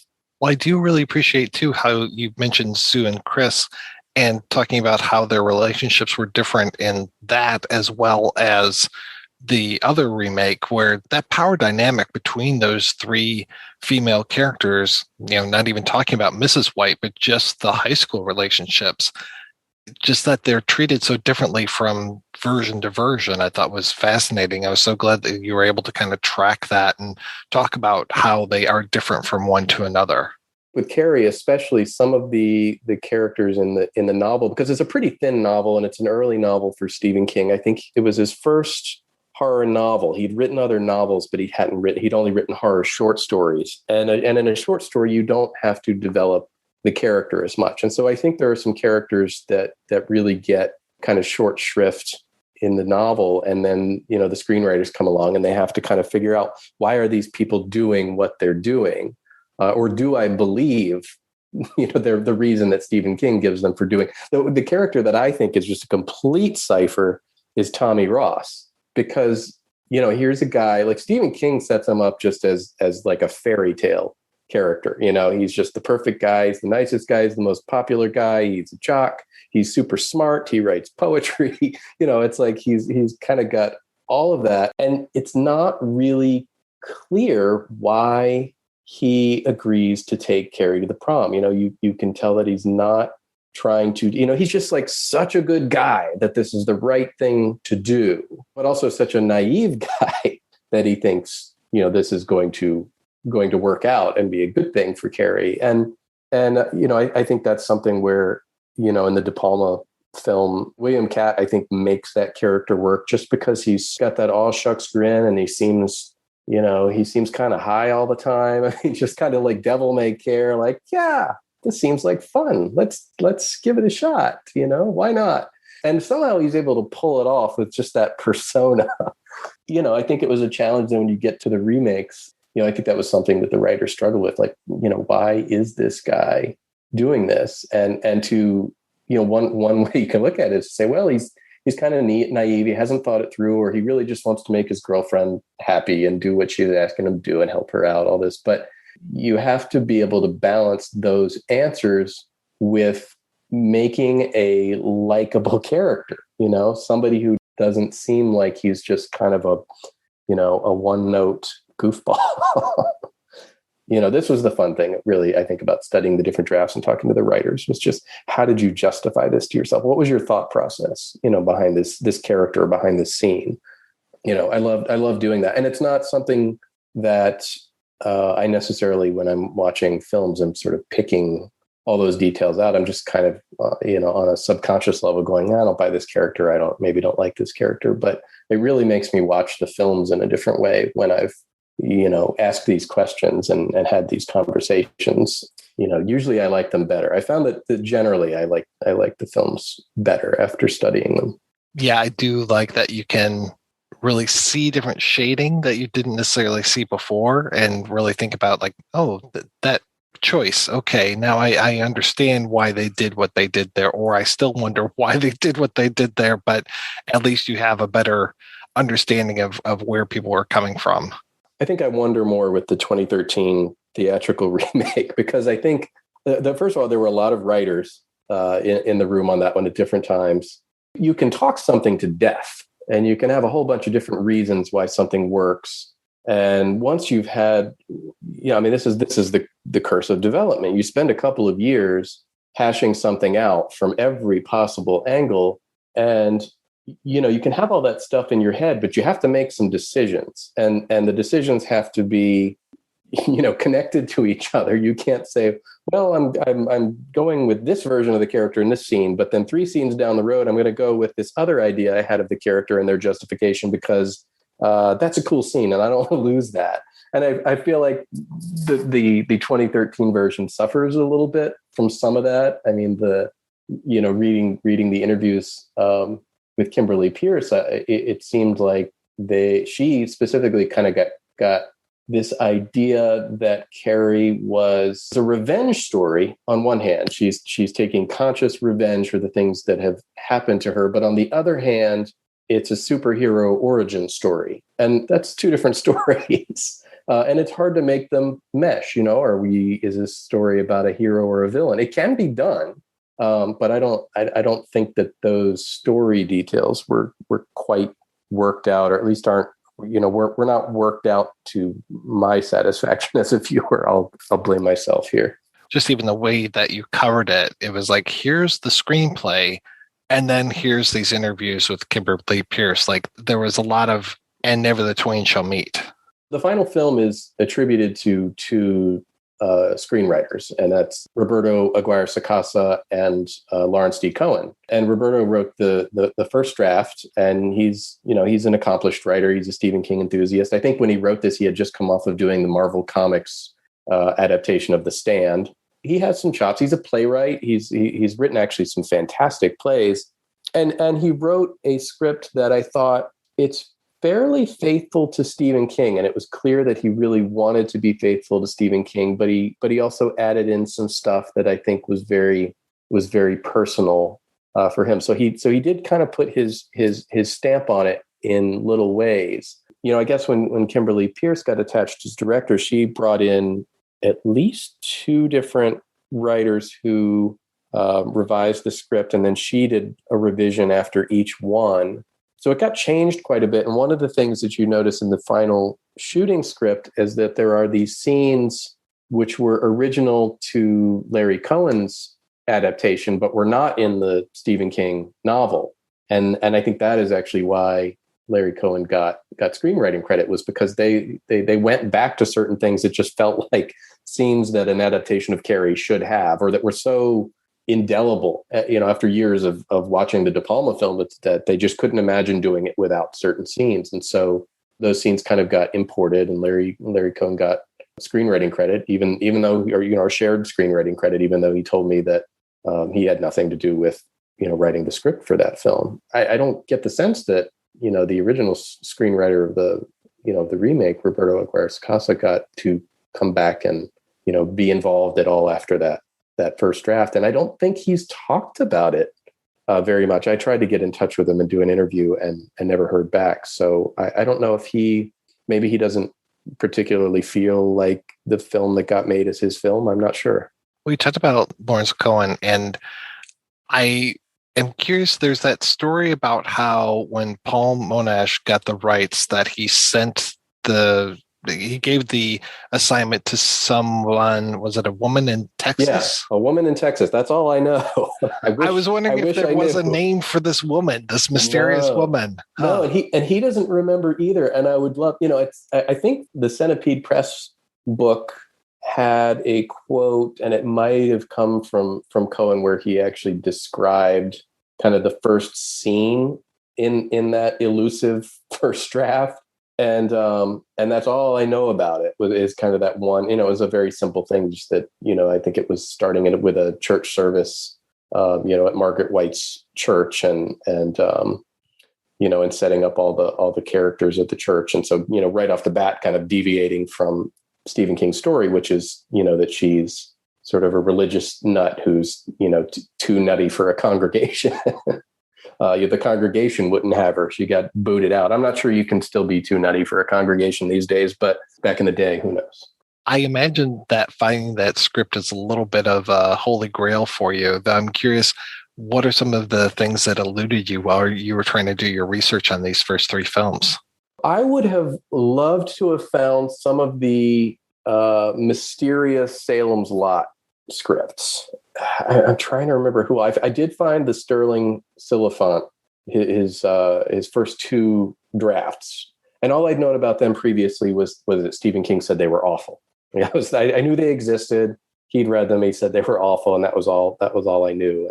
And ended up finding those in special collections at UCLA. But then there are a bunch of other drafts in there. I mean, the story is that Warner Brothers put all this money into developing Salem's Lot as a feature film, and they just could not get, the right script. And part of that, it seems, is that they weren't really going to horror writers. Sterling Silliphant, in spite of, having some other horror credits, for better or worse, he was kind of trying to tell Salem's Lot without vampires, without blood sucking. I mean, without, just wanted to do it almost as more of kind of a melodrama. I think he wanted to do Dark Shadows, maybe. Then there were a couple of other people. I'm trying to remember who. Somebody said that Mike Nichols wrote a draft, which doesn't seem right because he wasn't generally known as a writer. He may have been attached as or approached as a director at one point. Who else? I can't remember who else. There were a few drafts in there that I tried to chase down by other writers, and I just never found them, or never even found evidence that they exist. Larry Cohen was the other Larry Cohen. This is tricky. I keep saying Larry Cohen because that's how Lawrence D. Cohen refers to himself. But of course, he's on screen. He's Lawrence D. Cohen because there was already a Larry Cohen who had made It's Alive, and he's doing horror movies. So you got to distinguish yourself. But Larry Cohen did write a draft for Warner Brothers. I think at the point where they decided we need to find some horror guys to do this because the other guys aren't cracking it. And he wrote a draft, and I happened to see him at a signing just a couple of weeks before he died. I said, do you still have that draft floating around anywhere? He said, no. Which may or may not be true, but I've not seen it, and the only thing I know about that was that supposedly the idea of basing, the look of Barlow on Nosferatu was his idea. That was something that came in at his draft. So there were, there's a few drafts in there that I would have loved to have seen, but Paul Monash came in and once it went over to television, because I think the feature film side kind of said, this is a write-off. We've put too much money in this and it's just, forget it. It's not happening. So they made it cheaper, for television, on the television side. And I thought Paul Monash did a really good job of cracking the story. And of course he had some experience because he'd done Carrie. He is co-credited on that very first draft of the Carrie script with Lawrence D. Cohen, although I would imagine that Cohen probably did most of the writing and may have gotten a fair amount of verbal notes. Well, it seems like when it comes to Carrie that there were the two great screenplays, some differences between those, but then it feels like a lot of stuff just got worked out when De Palma came in, and especially through so many of those rehearsals that they were doing. The visual storytelling really got worked out. And one of the interesting things, probably the most notable thing really, that's the difference between the screenplay, especially the first draft and the finished film, is, this is based on a novel that has all of those epistolary interludes and, framing stories, and then, little snippets of articles, about telekinesis and, news articles about the bloody prom and all this kind of stuff. It's really fragmented together. The timeline is all over the place. One of the first things that Cohen did was to say, we've got to lose a lot of that and really kind of streamline the story and tell a linear story that's very much in the moment. His first draft still had a few bits and pieces. He still had the White Commission, so he still had Sue Snell giving her testimony at the White Commission, and then he actually had some kind of dream sequences. I remember one where a scene begins with Carrie walking into the cafeteria holding Tommy Ross's hand, and it turns out to be a dream sequence, but it's, that's a late reveal. It's not set up as a dream sequence. So he had some stuff like that. And that's the kind of stuff I think that Brian De Palma just completely stripped out. And he said, we're going to be in the moment. Every moment is going to be in the moment. We're not jumping around. We're just going to tell the story from beginning to end, a completely streamlined story. And then it allowed him to focus on the visuals of the moment. The storytelling is there, the characters are there, the structure is there. That's what the screenwriter provided. And then he's able to just embellish how to visually tell every single scene. And he had a lot of time in pre-production of this one. So, every little thing he's going, how can I make this different? And that is really what makes the film, but it's a luxury for a director to come in and not have to mess with the story, to go, the characters are there. If I cast these parts well, the story is there. He certainly, benefited from what Cohen had done. I was always so curious about Salem's Lot and why it ended up on television. I was so glad for your book actually answering that question, because it just felt so strange that Carrie made such a splash and made so much money, and then the second adaptation ends up being a TV movie or TV miniseries with the two parts. And I'm like, how the hell did that happen? Because it feels like it would be money in the bank to make a Salem's Lot movie. The book, Salem's Lot, was optioned before the Carrie movie came out. In fact, Sterling Silliphant, I believe, had written his first draft, if not his second draft, before Carrie was released. And I think probably the release of Carrie is what sort of put the Salem's Lot project in the hot seat. Oh, wait, we've got something here. We need to really deliver. And I think, the Sterling Silliphant version might have ended up just getting made because nobody was paying a lot of attention to it.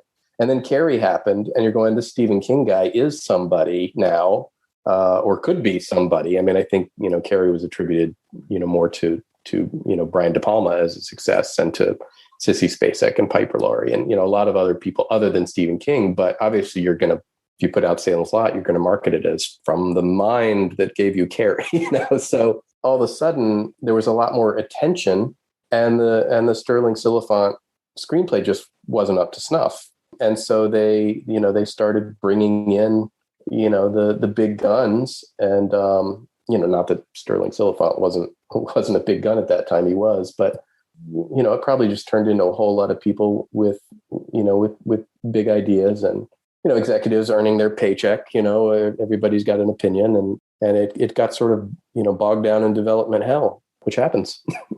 Silliphant to me is very hit or miss, because I know his adaptation of the Travis McGee book was not good. But then I've seen other things that have been fantastic. I mean, you look at his credits and you go, here's a guy who was clearly prolific. And I think there were projects that he cared about. And then I think there were things that he rushed, or maybe even kind of farmed out on the side a little bit. The first draft of Salem's Lot was like, well, this was probably written in like a white heat or something. It wasn't planned out, because it gets to a certain point, like, 200 pages deep into a screenplay. And then it's just, holy shit, this is wildly out of control. We got to wrap this up. And he just like drops a bomb in the middle of the story and says, all right, we're going to bring it home. We got to get this done in 20 pages. And it's crazy. I don't know what happened there, but I'm glad it didn't get made. Do I remember correctly that Tobe Hooper ended up cutting together a version that was theatrically released? I think they did put it out theatrically overseas. I think there's a European cut. That's what was released. That's the shorter version that was released on home video, which I think I haven't seen that. Actually, I didn't rewatch that when I was working on the book, so I haven't seen it since I was a kid. I can remember the VHS, and I just remember it was shorter. I think it retained all of the kind of action, kill scenes or scare scenes, but, chopped a lot of the, the sort of character dialogue scenes to the point that it became a little bit incoherent. Did they just announce another adaptation of Salem's Lot? Oh yeah. Yeah. In fact, it may even be shooting right now, but Gary Dauberman, who wrote the It movies, I know wrote the screenplay, and I think might be directing it too. And how was it trying to assail that mountain of The Shining? It's daunting, but I'm an obsessive. I mean, that was like, kind of going after the Holy Grail. Like, let's figure this out and see if we can figure this out, on a deeper level than anybody else has. Because, I mean, there's plenty of very intelligent books written about The Shining. And so, it's a big challenge, but I found quite a bit of research on that, and actually quite a bit of material that I didn't get into the Kubrick archives, but Diane Johnson's papers are collected at the Harry Ransom Center in Austin, Texas. And that was probably a treasure trove of a few hundred, pages from different drafts of scripts and partial treatments, and then handwritten notes and little doodles. And I mean, and it's not, at least as I received that material, it was not organized.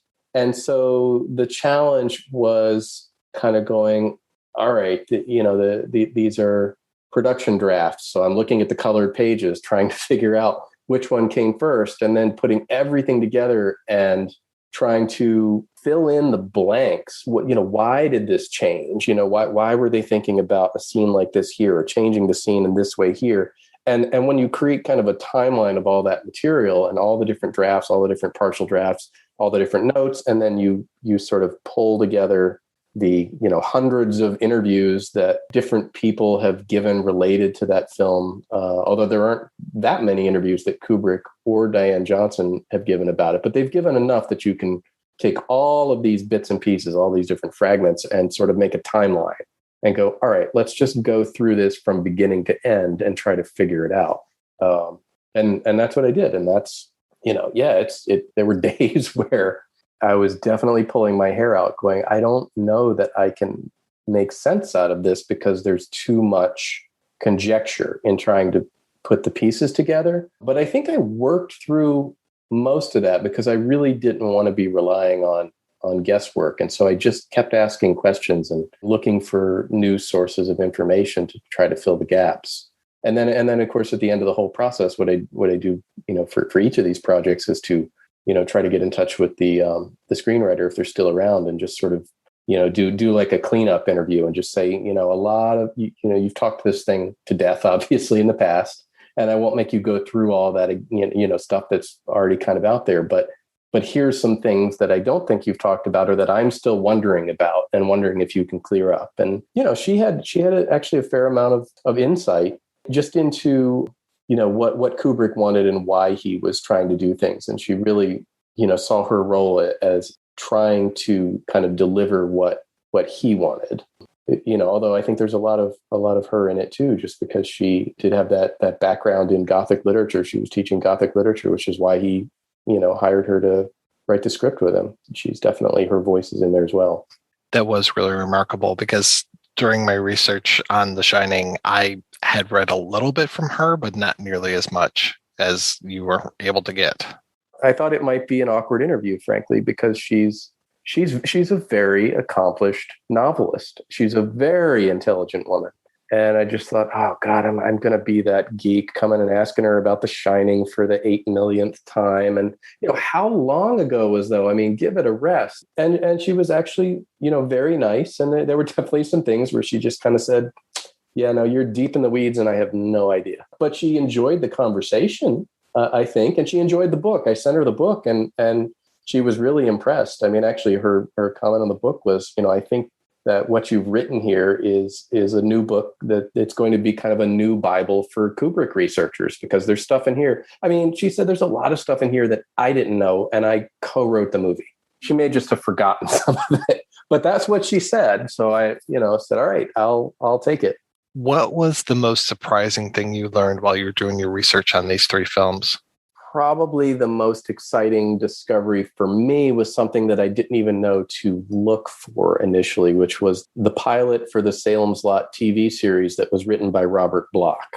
I mean, I'd heard that there was going to be a spin-off TV series. And I think this is another one of these things that Stephen King had just kind of thrown out in an interview or two. Oh, they were going to, turn it into a TV series. And I sure as hell am glad they didn't do that, because they would have, screwed it up.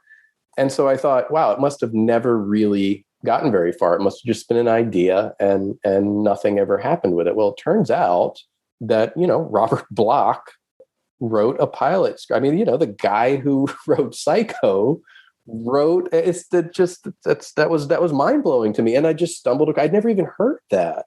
Actually, I think I found out later. I was reading Robert Bloch's autobiography, and he did make a reference. I don't think he said he wrote the pilot, but he did say something about working on it or having meetings on it or something. So, but this thing was that was another thing I found in the archives at UCLA, and there were also 10 treatments for episodes, including one that was co-written by Stephen King, or at least attributed to Stephen King. That's a little section of the book, just because that was a discovery. As far as I know, I even have a buddy who's written a book, a bibliography of everything that Stephen King has ever, written and published, or I think it's even the unpublished stuff. And he didn't know about it. So I said, well, that's a discovery. So, I mean, when you can make a discovery like that, you feel like, all right, I'm really, I'm not an academic, but I'm almost breaking new ground here. I discovered something. So that stuff like that is hugely exciting. And I've got actually a couple of things already like that in volume 2, but I'm not going to tell you about them yet. Well, I do want to hear a little bit about Volume 2. Which movies are you covering, and how's that been going? It'll probably be a thicker book just because it's going to cover all of the commercial film and television adaptations of the Night Shift stories. That's a lot. There aren't as many remakes in there. A lot of those films are not as well thought of. They probably individually won't get as much coverage, as many pages, per title. Although there's, the Children of the Corn chapter is pretty substantial. Oh, the sequels alone. Yeah, well, I didn't get too deep. I'm kind of sticking to the adaptations, and so I will sort of skim the surface of the sequels, but I didn't get too deep into that because you're really not dealing with adaptation anymore. You're dealing with somebody going, all right, we can make some money off of Stephen King's name here, and then I'll pay you $5 to go come up with a story and make a movie, and we'll exploit that connection for everything it's worth. And it doesn't really have anything to do with the source story a lot of the time. It's a pretty thin kind of, so there's not much to say about them from a storytelling perspective. But there's some stuff that even films that I'm not that enthusiastic about, doing these in-depth studies makes me appreciate things that I hadn't even noticed before. I've always been a little bit of an apologist for 2 Stephen King movies that came out in the 90s. I'm just going to out myself here. I'm actually kind of a fan of Graveyard Shift and to probably a slightly lesser degree, but I'm kind of a fan of The Mangler because of how unremittingly nasty both of those movies are. They're just so dark. And that's true to the tone of the Night Shift stories before Stephen King became this mainstream horror author and was writing novels that always kind of, have a happy ending. The short stories always are just unremittingly bleak. They're written by a young man who had a very bleak outlook on life. And, he's living in a trailer and drinking too much, and he's never going to make it as a writer, and he's going to just drink himself to death as a high school English teacher. And he was even, and grew up in blue collar jobs, and his mom died of cancer around the time he was writing all that, died fairly young because, of the job type of environments she'd had to work in to put him through school. And, I think just a lot of anger and bitterness. I mean, if he hadn't turned to horror, I think Stephen King, was trying certainly to be this naturalist literary writer. That bleak worldview. I mean, while there's a lot of the kind of EC Comics story elements in Night Shift, I think the tone of those stories is literary naturalism. And so, there's something I like about those films being that sort of fusion of just go for broke, bleak, nasty tone with just EC Comics kind of silliness. I've already written a chapter on Graveyard Shift, which I'm really excited about. I really enjoyed that chapter. I haven't gotten to The Mangler yet, but I'm looking forward to that. So, it's going to certainly be a different book because Volume 1 is these, 3 titles that are 3 of the greatest, not only novels, horror novels, but, films. And now we're going to kind of look at the other side of things. The films that do not have those solid reputations. But I think talking to the writers, there's just as much to talk about, and the writers put just as much thought into it. Things weren't always executed as well, but it is fascinating to hear those stories and then go watch those films because, I mean, I watch them in a completely different way now. Do you have an ETA on when the second volume's coming out? Depending on my day job and how fast I can write, I'd love to have the book written by the end of this year or early next year. But then publication, I've given up trying to predict publication timelines because I think it took about 1.5 years between my delivering the manuscript and the publisher putting out Volume 1. And I don't know, obviously COVID happened during that time. It was a crazy year for everybody, but I don't know what the details were there, what all the things that caused the delay. So I wouldn't want to hazard a guess. I'm just going to try to get it done. And then I'm going to take a breath and figure out if I want to start Volume 3 right away. So in the meantime, you can get adapting Stephen King Volume 1 from McFarlane Press and wherever better books are sold. Please. Well, Joseph, thank you so much for your time. Thank you. Always nice to talk to you, Mike. Brightly beams our Father's mercy from his lighthouse evermore. But to us he gives the keeping of the lights of Pick you up after school. The other kids, they think I'm weird. Carrie, favorite poem? Did you bring one? I don't want to be. I want to be normal. Wipe that smile off your face. I have to try and be a whole person before it's too late. Help this little girl see the sin of her days and ways. She's made innocent. The curse of blood would Mama, that's not even in the Bible. It doesn't say that anywhere. Go to your closet and pray. No. No! Mama! You pray, little girl. You pray for forgiveness. Mama! Let me go! Help!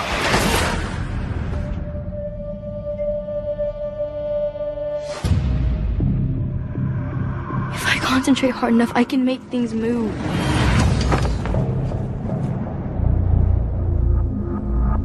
There are other people out there like me who can do what I can do.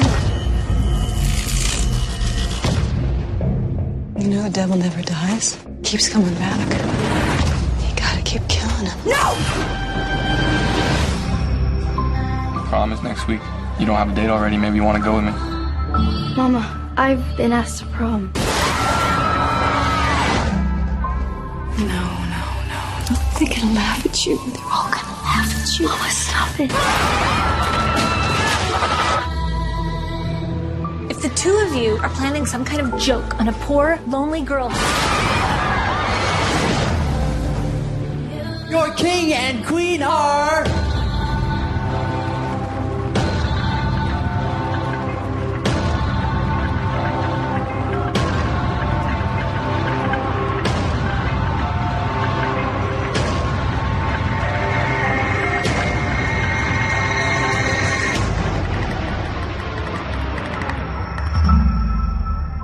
All right, we are back and we're talking about Carrie, and I've mentioned a lot of these sequel/remake kind of things that were going on over the years. There was a musical, there was an episode of Riverdale, which kind of had the musical as part of it.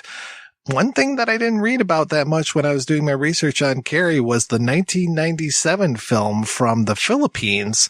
Basically, it's a remake of Carrie, Anak ng Dilim, which tells a story about this girl that is being picked on in high school who has telekinetic powers, and they dump a big old bucket of blood on her, which is kind of hilarious because Philippines, because of the culture, a lot of the movies in English. I can't find a subtitled version of it, but there is a lot of English in there. What is telekinesis? Telekinesis is the movement of an object or inanimate body without apparent external cause. It is also explained as the alleged power of a spiritualist medium to bring about such movements without direct or observable contact. Ano to? Ate, ano to? And then when you come to the big, it's not really a prom, it's more like a beauty contest kind of thing that's going on at the end. When the sparks start to fly in that scene, it's like you're looking at, you know, we talked about the $1.6 million or $1.8 million budget of Carrie back in 1976. It looks like you got maybe $200-300 because there's a lot of plastic white resin chairs just flying around. It's nice. It's as far as I can tell without the subs, it's a good attempt, and I really kind of liked it. And I actually liked it a little bit more than I did the 2013 remake, which actually has Carrie White flying at one point. Yeah. Oh man, that was painful. Yeah, I was looking forward to the Kimberly Pierce version of Carrie. I'm not opposed to remakes as long as it's approached from a different kind of perspective. And what else can we mine from this? And I was hopeful that she would. Maybe I need to watch it again, but it didn't feel like it added any pathos. You know, there was nothing missing from De Palma's version that was present in Kimberly's version. I didn't feel. Maybe I'm mistaken. Do you feel the same way, Keith, or did you see it? Or I'm going to be very uninteresting for this part of it because I've never seen any of the other versions. So I'll make some noises of surprise.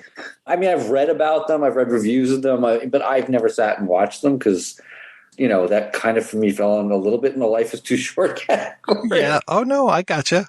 But I'm actually interested in hearing you guys talk about them because, like the Philippines one, now I'm going, I kind of want to see that.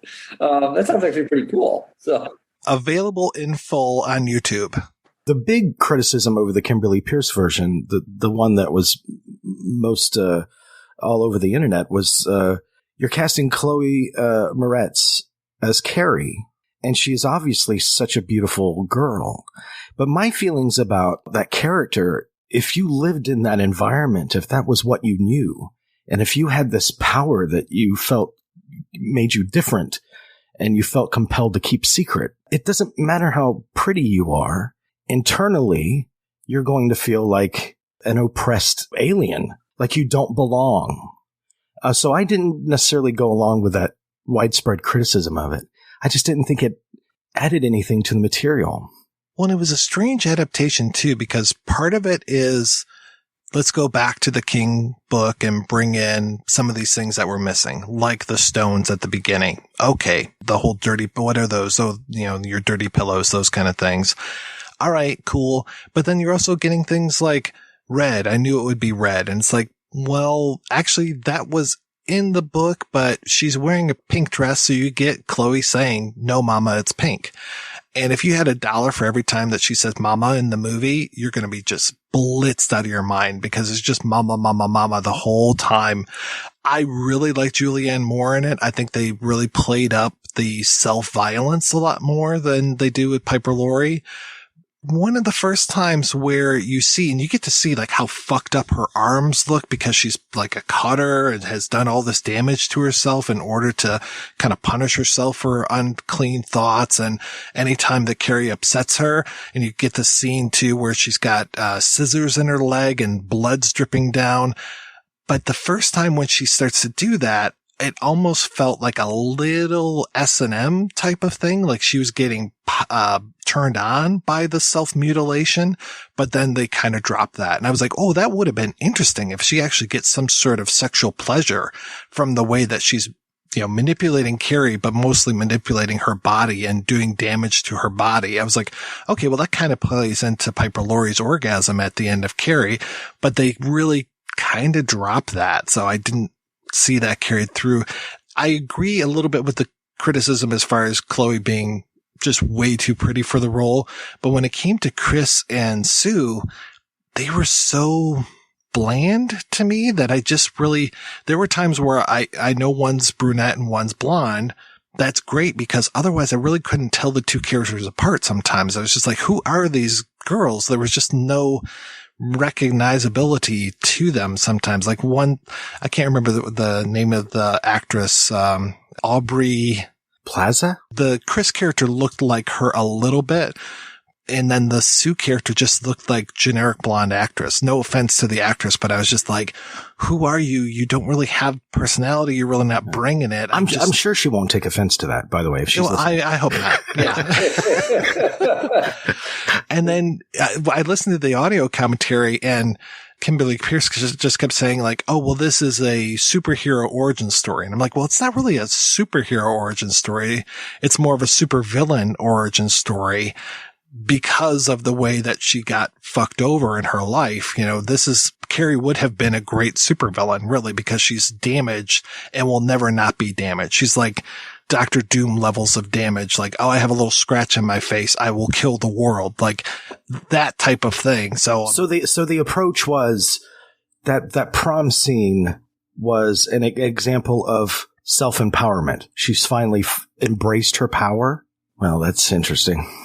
What's funny is I think there's a little of that actually in De Palma's Carrie. I just think it's integrated in a way that makes sense. It's not a you go girl.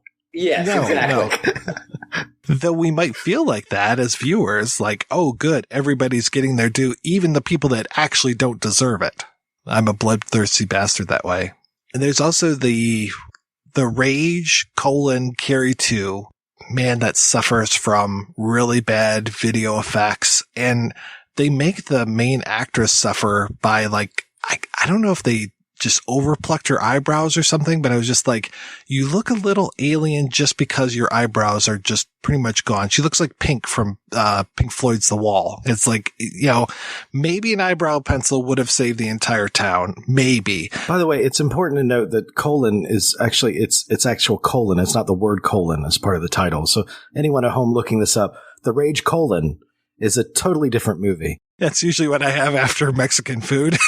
But I mean, they bring some interesting things to that too, as far as, it's based on a little bit of a true story. This whole idea of, these a-hole jocks and they're like collecting points by sleeping with different girls, and they have this whole point system. And then whoever sleeps with not Carrie, I can't remember the character's name, but her will get all kinds of points, and they have it on video. So it's this kind of like, they do update the story in both that and the 2013, because they end up posting Carrie, her most humiliating moment in the shower. They post that on YouTube in the 2013 version, and the 1989 version, The Rage Carrie 2. They, end up having that displayed, like her having sex with, I think it's a Jason London character, that they have that being played on all these TVs at their big party at the end of the movie, where she goes apeshit and kills everybody. And again, it kind of suffers because the special effects just aren't there. And there's one moment where Carrie, or not Carrie, comes back and is visiting Jason London after she's dead, and she turns into like dust and falls to the ground. And it's just like, wow, those effects just did not age very well at all. I mean, they're like Spawn level effects of just how bad they are.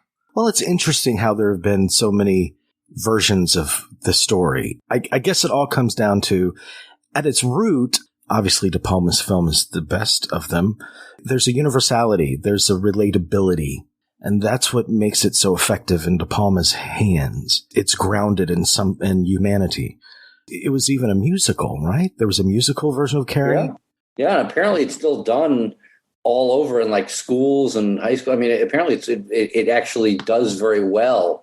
It died on Broadway, but it's still performed all over the place today.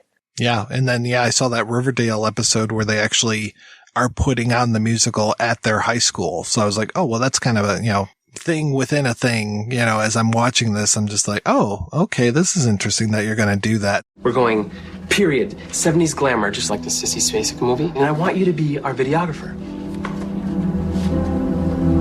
I'm in.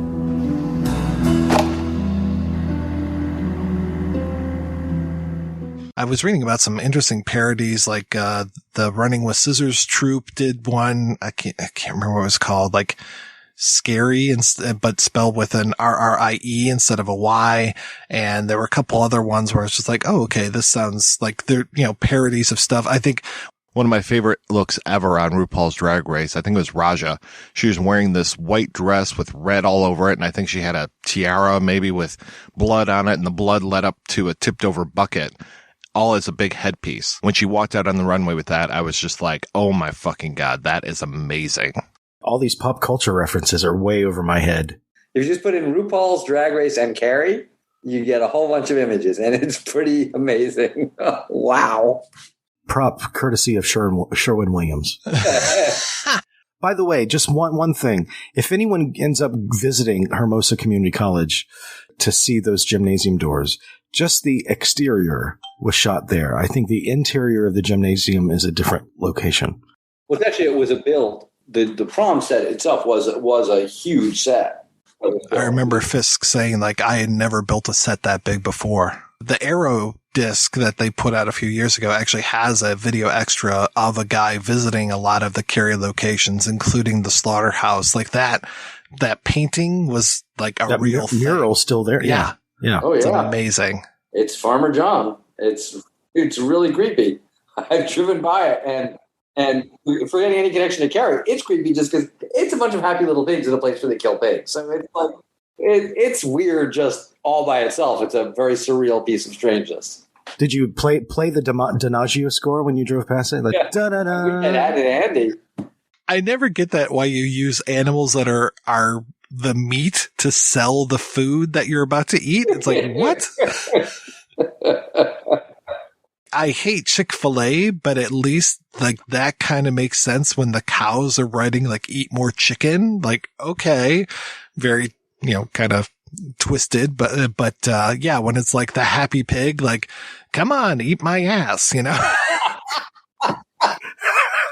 Which is going to be now the new slogan. They're going to it's going to be on the package of bacon.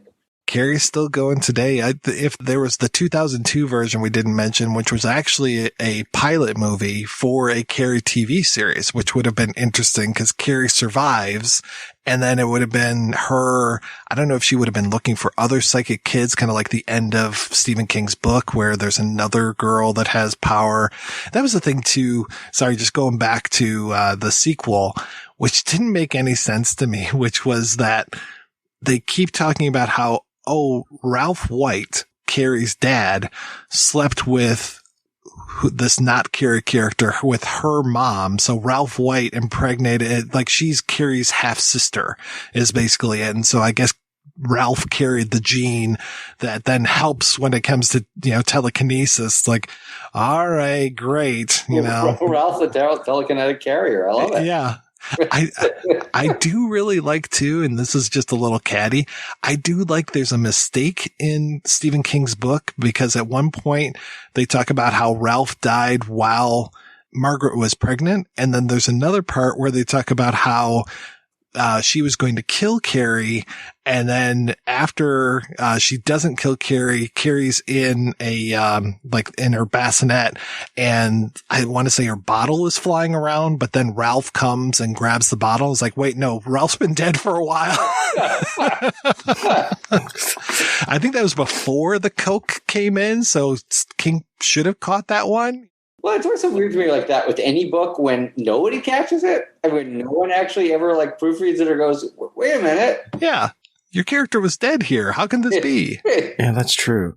For the genre it is usually placed in, which is horror, the most kind of disreputable of genres, it indicates the power of the movie and its uniqueness in that it was so beloved by the Academy.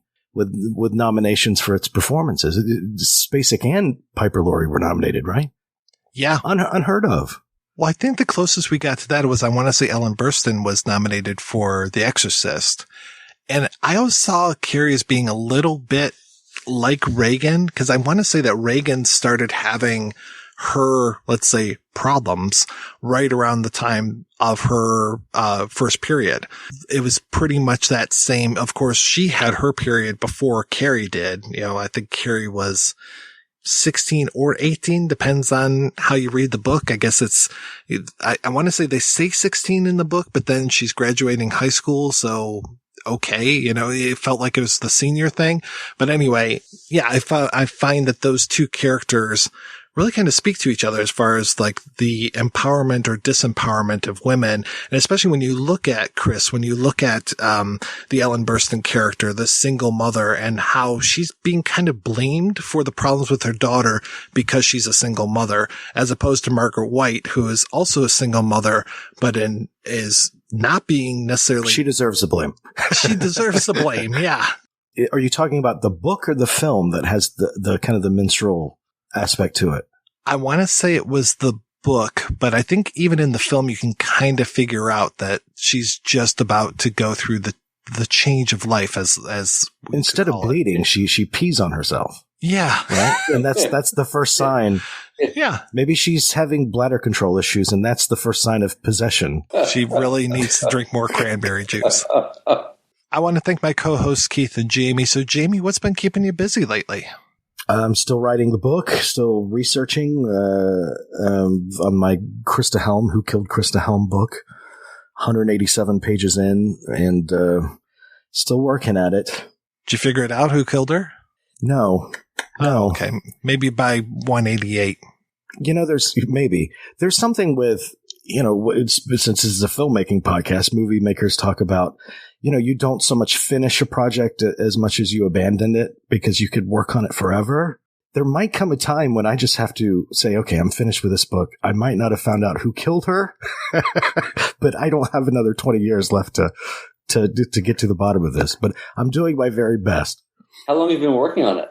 I've only been working on the book since December of last year. I've been working on the case for the past 7 years. It's difficult because it was way back in 1977, and there's a lot of, if you survived that decade in Hollywood, which a lot of people didn't, a lot of times it's hard for them to recollect what exactly happened in the 70s. Some of them aren't fully there, but they survived, which is enough. But it has its challenges. And Keith, what about you? What's been keeping you busy, sir? Mostly the thing that has kept me busy for most of the last 30, 40 years, we're just trying to piece together projects. You know, the endless chasing of financing and actors, and it's always a Sisyphusian task to try to make independent movies, because there's lots of great reasons not to economically. So you're always trying to find ways to convince people to go, yeah, I know that this isn't particularly a wildly commercial piece of material, and I know it's difficult, and I know it won't work unless we get amazing actors, and I know it's really risky, but give me your money. So there's, I'm just out there trying to do that the best I can. You know, it's particularly, I think, challenging now. I think the COVID of it all has really kind of undermined a lot of the models everybody was used to in terms of theatrical releases and all that. But there isn't really a new model that's in place yet. So the level of timidity that I'm feeling from companies that even weren't normally so timid, it seems extremely high.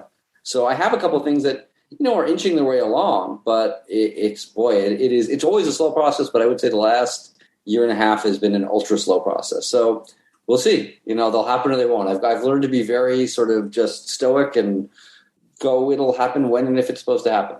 But come on, there's Netflix now and Amazon Prime and Tubi and Disney Plus. I mean, all these places are just clamoring for content. I'm sure they're just throwing money at your feet. Yes, of course. No, that's what every day is like. I'm sifting between the millions that are being thrown my way. No, it's been amazing. I mean, I have stuff without getting into names of people or actors, but there are things where given the people who are involved and want to do it, I would have thought this wouldn't be hard. And even it's like, no, it's really hard. So it seems to be a strange time for that, because I feel like with some of the same people attached to projects not that many years ago, we'd be doing it by now. So it's an odd moment. Well, thank you so much, guys, for being on the show. Thanks, everybody, for listening. Email sales@advertisecast.com to inquire about advertising on the projection booth. Thanks especially to our Patreon community. If you want to join the community, visit patreon.com/projection booth. Every donation we get helps the projection booth take over the world.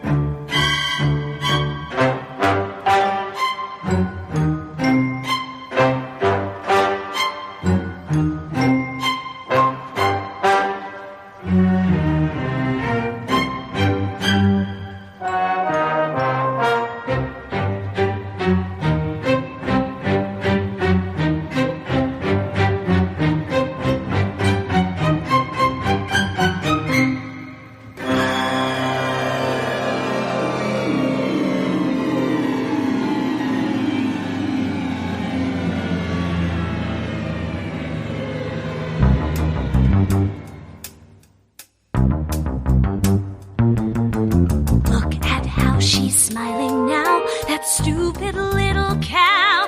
Well, the real fun is not started yet. I've had enough to hear with all your demands. Remember, I'm not the only one with blood on his hands. Now I realize you got a bone to pick, but even for me, this drink's pretty damn sick. I've got one last little beat, and then my plan's complete for a night that you'll never forget. Giving it. Norma, what are you doing? Sue, hi. I didn't expect to see you here tonight. Oh, God, you're underdressed. What are you up to? Nothing. What's going on? I'd love to stop and chat, but I'm on official ballot duty. But stick around, Sue. It's gonna be the best prom night ever. Giving it, moving, and now. Slower, closer, slower, closer, moving.